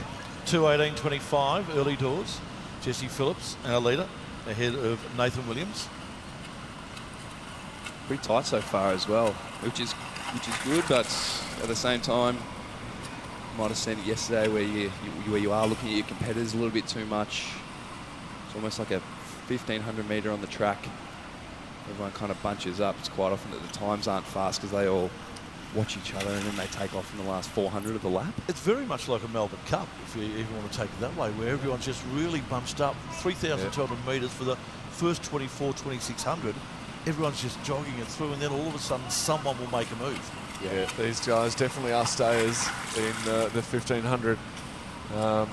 And that definitely does get a little bit tricky. You'll see in the 800s, most of them will know where they're at. They've got the lap counters there, but not many of them use it.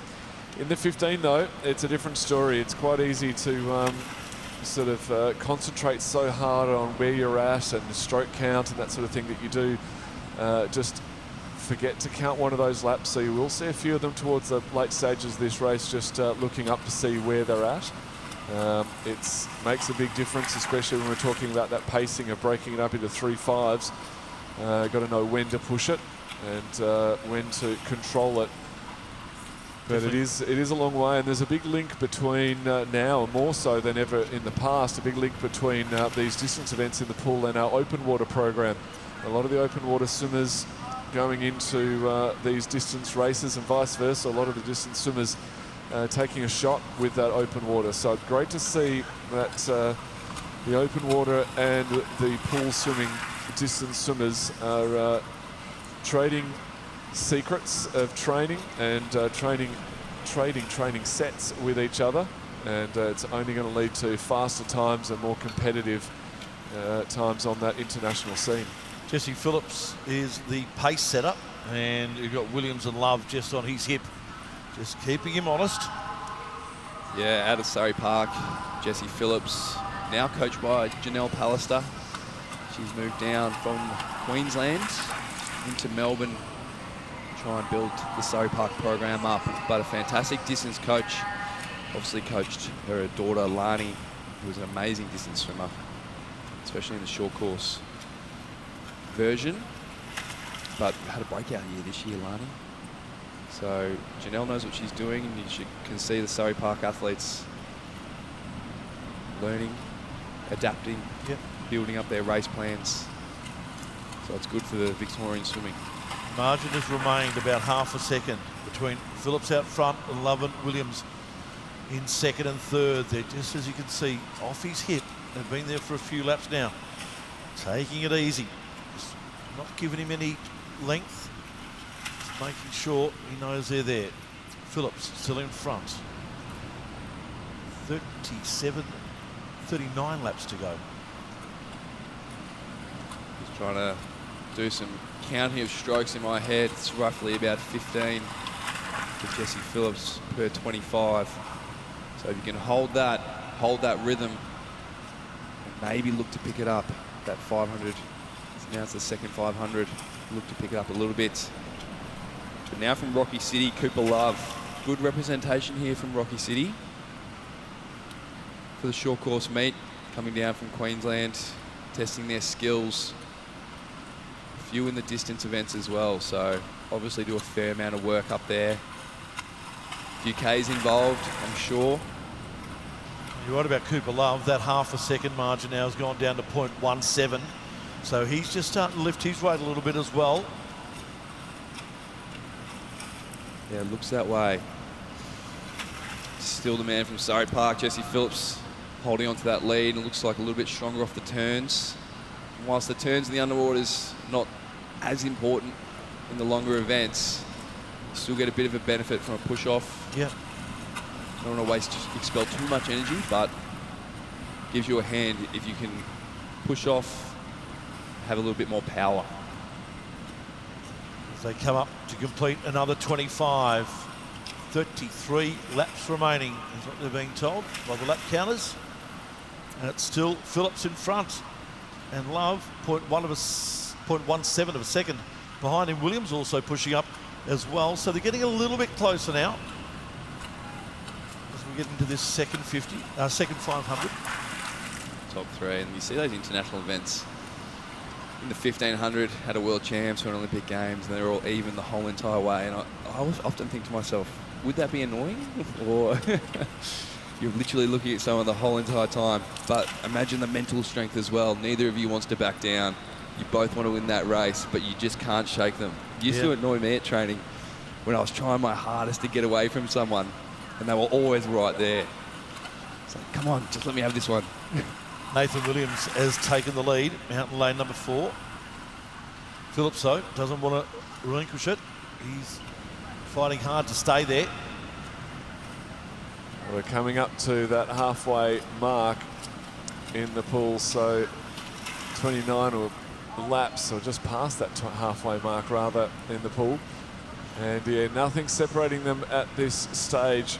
Just trading off each other. Always interesting to see which side they breathe on, to keep an eye on them.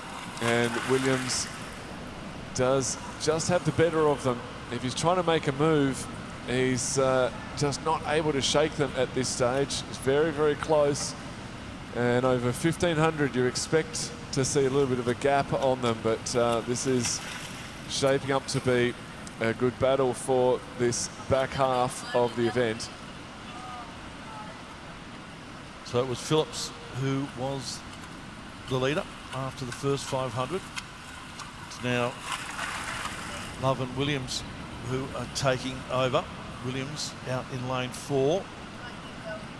Yeah, he's really picked up the pace now, Williams. So we were talking about strategy before and whether or not you break it up into 500s. You also break it up into half the race. It's a 750, which he may have done because it was only a couple of hundred to go where he looked to drop the hammer. And Cooper Love moving nicely through the water as well. But Jesse Phillips not going anywhere just yet. This could be a sprint too at the end. Just what they want. It looks that way. We'll see when they're going to break away, because you'll notice that the stroke rates will go up, the kicks will come in. I reckon Williams tried a bit of a breakaway, but they just wouldn't let him go. Love going with him now. Strokes are looking good, high elbows. Leaning out, getting some length on there. Sometimes see some questionable strokes in the distance events, but these boys are looking good, good technique. Thinking of Gregorio Polterini from Italy, very choppy stroke, but he's an Olympic champion. Whatever works. Crosses his legs over, doesn't really kick too much. When they touch the wall, we'll be 1,000 down to the 1,500. Half a kilometre to go. And Williams just in front. Maybe Love actually has taken the lead. It's close. It wasn't too far off Williams. Phillips now just dropping back a fraction. Still there to keep pressure on, but maybe not as close as he would like. Roughly going at about a 103 pace per 100. That's handy. Pretty solid. Yeah. Look to pick that up in the last 500. Both the boys now, Nathan Williams and Cooper Love, looked to have lifted. Jesse Phillips holding on, starting to fatigue a little bit. Not much kicking going on, maybe saving it for the last little part of this race. Cooper Love looking good here. He's touched the wall first, ahead of Nathan Williams in lane 4. Cooper Love out here in lane 6. They turn again. It is Love now, a quarter of a second ahead of Williams. And Phillips now nearly 2 seconds back. If he's going to do something, he'll probably want to do it shortly. Matt did mention last night that there are age medals up for grabs here. So Cooper Love being the 17-year-old, Nathan Williams an 18-year-old, put themselves in good positions to pick up some age group medals. Top 3 in their age group. There's only Luke Higgs in the final tonight, who's a 17-year-old. Brady Bryant, who's 18. So boys could be racing for medals here too. These two are neck and neck. Williams and Love, 13 laps to go. the margin, 0.2 of a second, with Love in lane 6. Currently just doing the better. And you can see from that shot there that maybe Love's just starting to pull out a fraction more. It looked like he just picked up the pace a touch, but they're also breathing away. So Nathan Williams getting a good look at what's going on. So coming up this way could be his faster laps. Vice versa for Cooper Love, looking the other way. That's where he might pick it up a little bit. So we just had the great news that after this 1,500 metres, we're going to see the 25 metres again. There's a swim off in the 25. Looking forward to that. Absolutely. Get more of it. Get some form strokes in there for the future. We've got the 50s now at the Olympic Games for LA. Yep. The form strokes. So something new. But that's going to bring a whole bunch of opportunity in as well for the sprinters. Traditionally, it's only been a 53 and then 100 of the form strokes. So Cooper Love doing nicely at the moment. Got a half a second margin over Nathan Williams. Jesse Phillips stays in contention. Yeah, he's looking good. Cooper Love's definitely picked up the pace. He has. Whether or not he's seen some signals over from his coach on the side of the pool, or this has always been the plan. Mentally tough as well, because you've got to trust yourself and back your race plan in the 1,500. And when you're in a whole world of hurt, makes it very hard to commit again. So it's a tough event.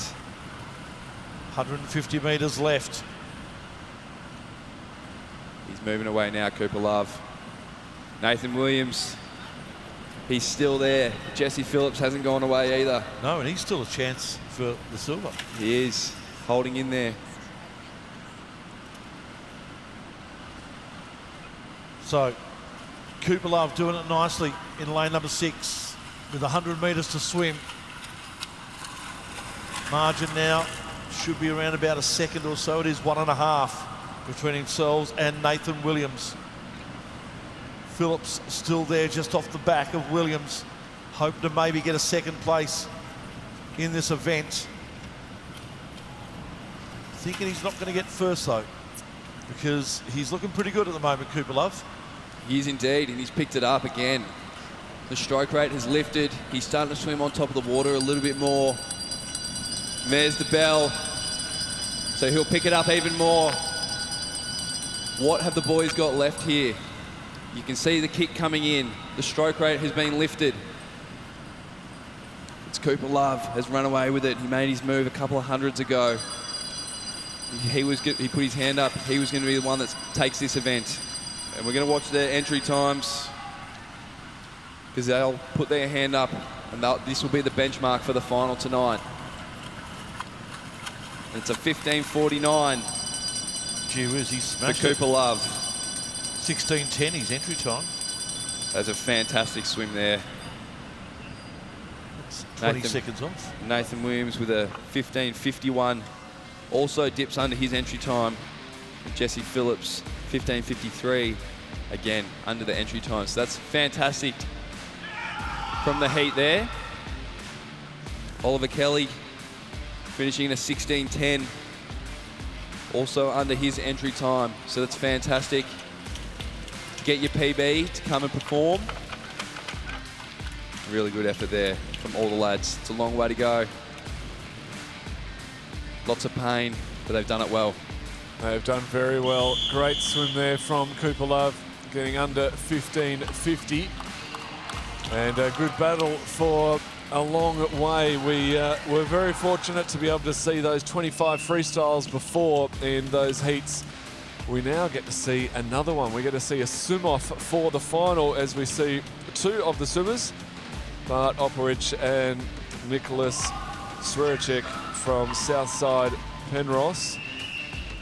So these two will be, they tied on 10.65, miles off, 1.3 seconds off Cam McAvoy's 9.3. It sounds ridiculous, doesn't it?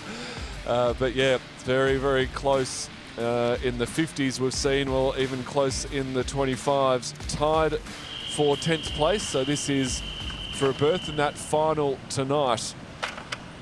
Whoever gets that wall first, gets that night swim. It's all on the line. Take your marks.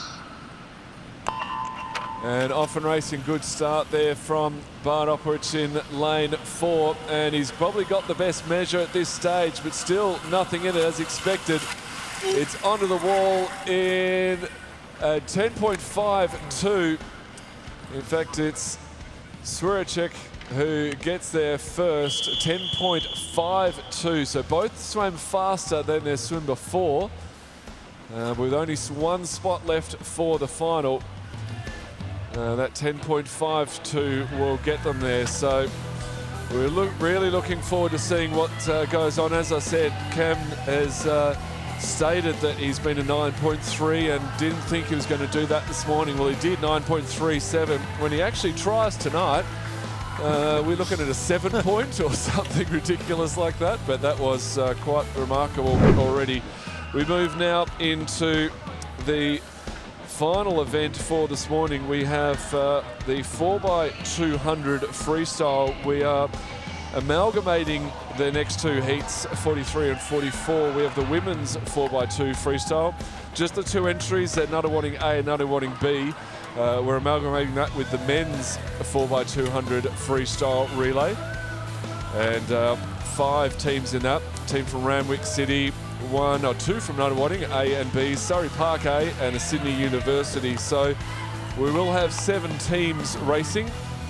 And you'll see the boys will take up the first 4 lanes, 0 to 4, their first 5 in fact, and the girls will be swimming on the other side, so that they'll have 3 clear lanes between them, so that there's no wash from one event to the other, but we're literally having 2 races swum at the same time. Take your marks. So it'll be interesting to watch. So in the water for the club relay, the mixed open 4x200 freestyle. The boys will be judged separately to the girls.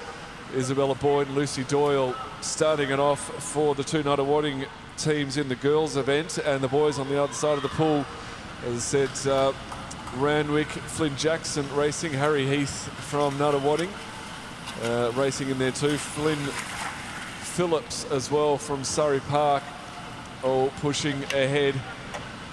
So turning quickly is the team in lane 1,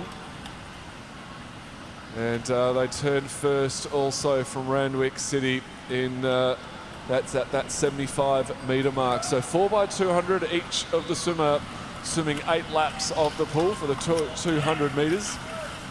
Harry Heath in lane 3, just off the side of Flynn Jackson in the boys event, and Isabella Boyd making a good margin over Lucy Doyle from Nunawading as well. A 56.82, plays a 101.57 for the girls. Maybe we should do this mixed racing more often and have a 400 IM alongside a 200 breaststroke or something like that, because it's there's a lot to watch in this pool as they go through. 50 metres to swim. They both turn in a 120.52. So 120s to 123s for the boys event at the first 5 lanes of the pool. And Isabella Boyd well and truly winning the battle for the girls in lane 8 over lane 9.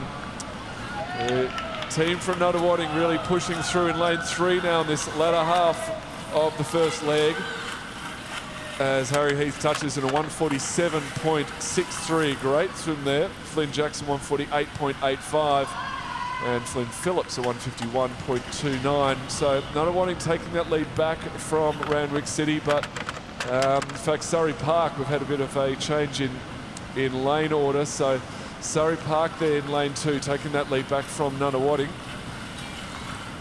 Yeah, it was a great opening leg.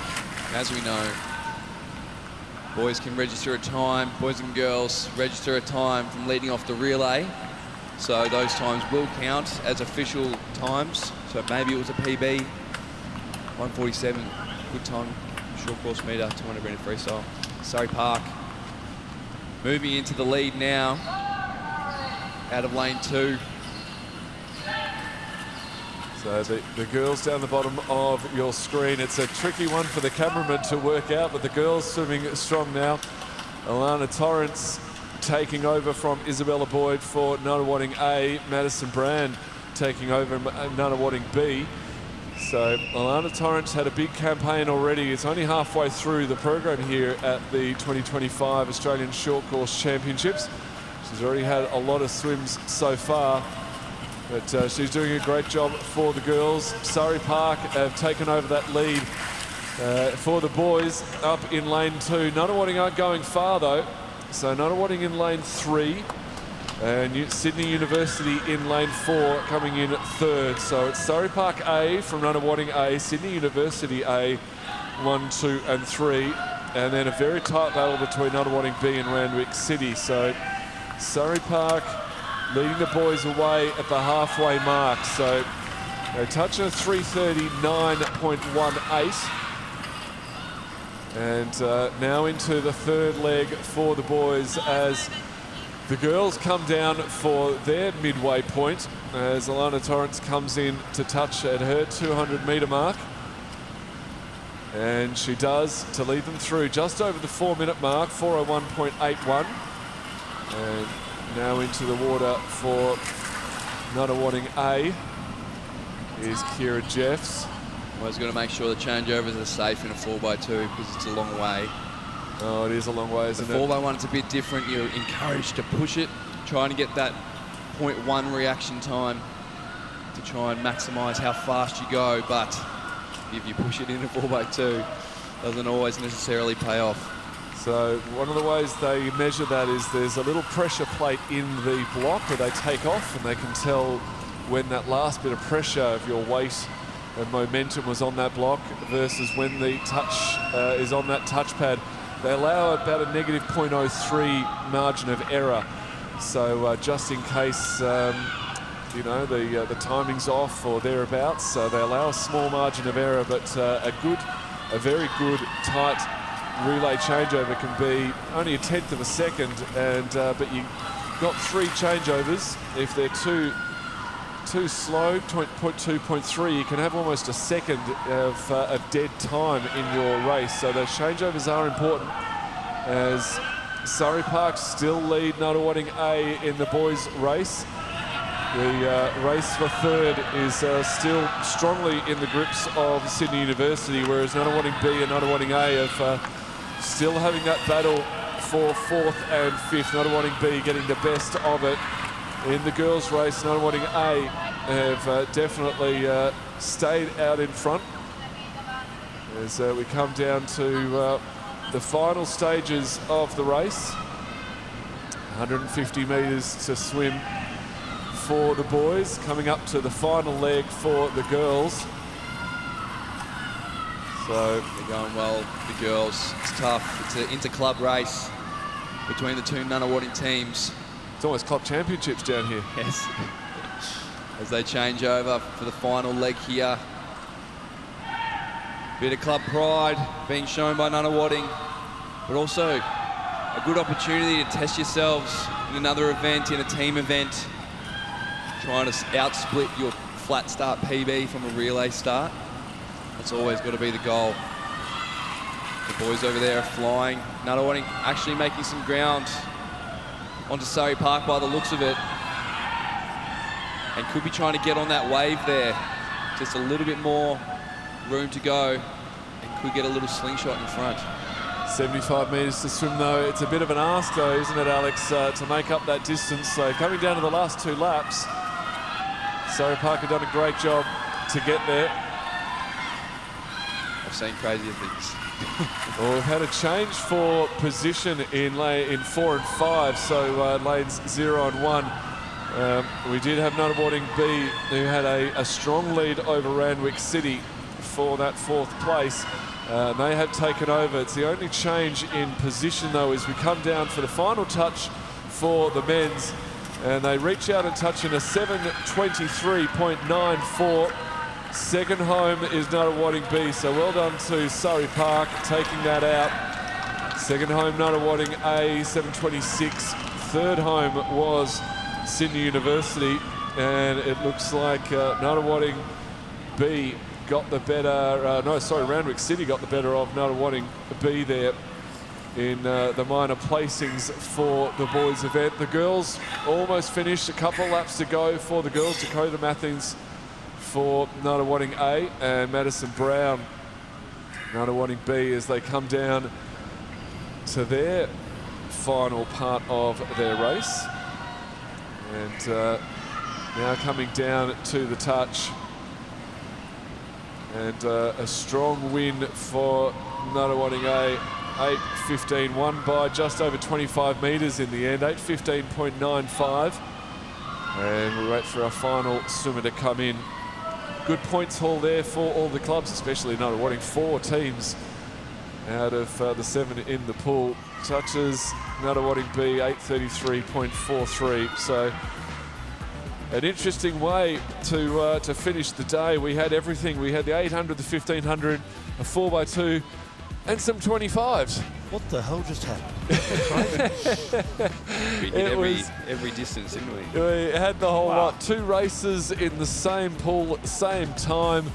A 25-metre swim off. We've had it all this morning. We hope you've enjoyed joining us for it. Or we hope you come back at 6 o'clock for tonight, the finals. We'll do it all again. We'll do it all again. We've got more 25s. Definitely the highlight of the program, mainly for their uniqueness. We haven't seen the 25 before in the program, and it is a joy to watch anyway. But seeing Cam McAvoy bang out a 9.37 for a 25-metre swim is quite extraordinary, and let's see how much faster he can go tonight. I reckon he'll get into the 8s today. That would be unreal. That would be ridiculous. There is no world record, but that's got to be a world record. Yeah, whatever he swims is going to be it. 100%. Thanks, guys, for your work this morning. Really appreciate it. We'll do it all again tonight, folks. Thank you for joining us here from the Melbourne Sports and Aquatic Centre. Our heats are done. Our finals kick off at 6 o'clock tonight here on 9 Now. We look forward to bringing you all the action. All part of 9's Wide World of Sports.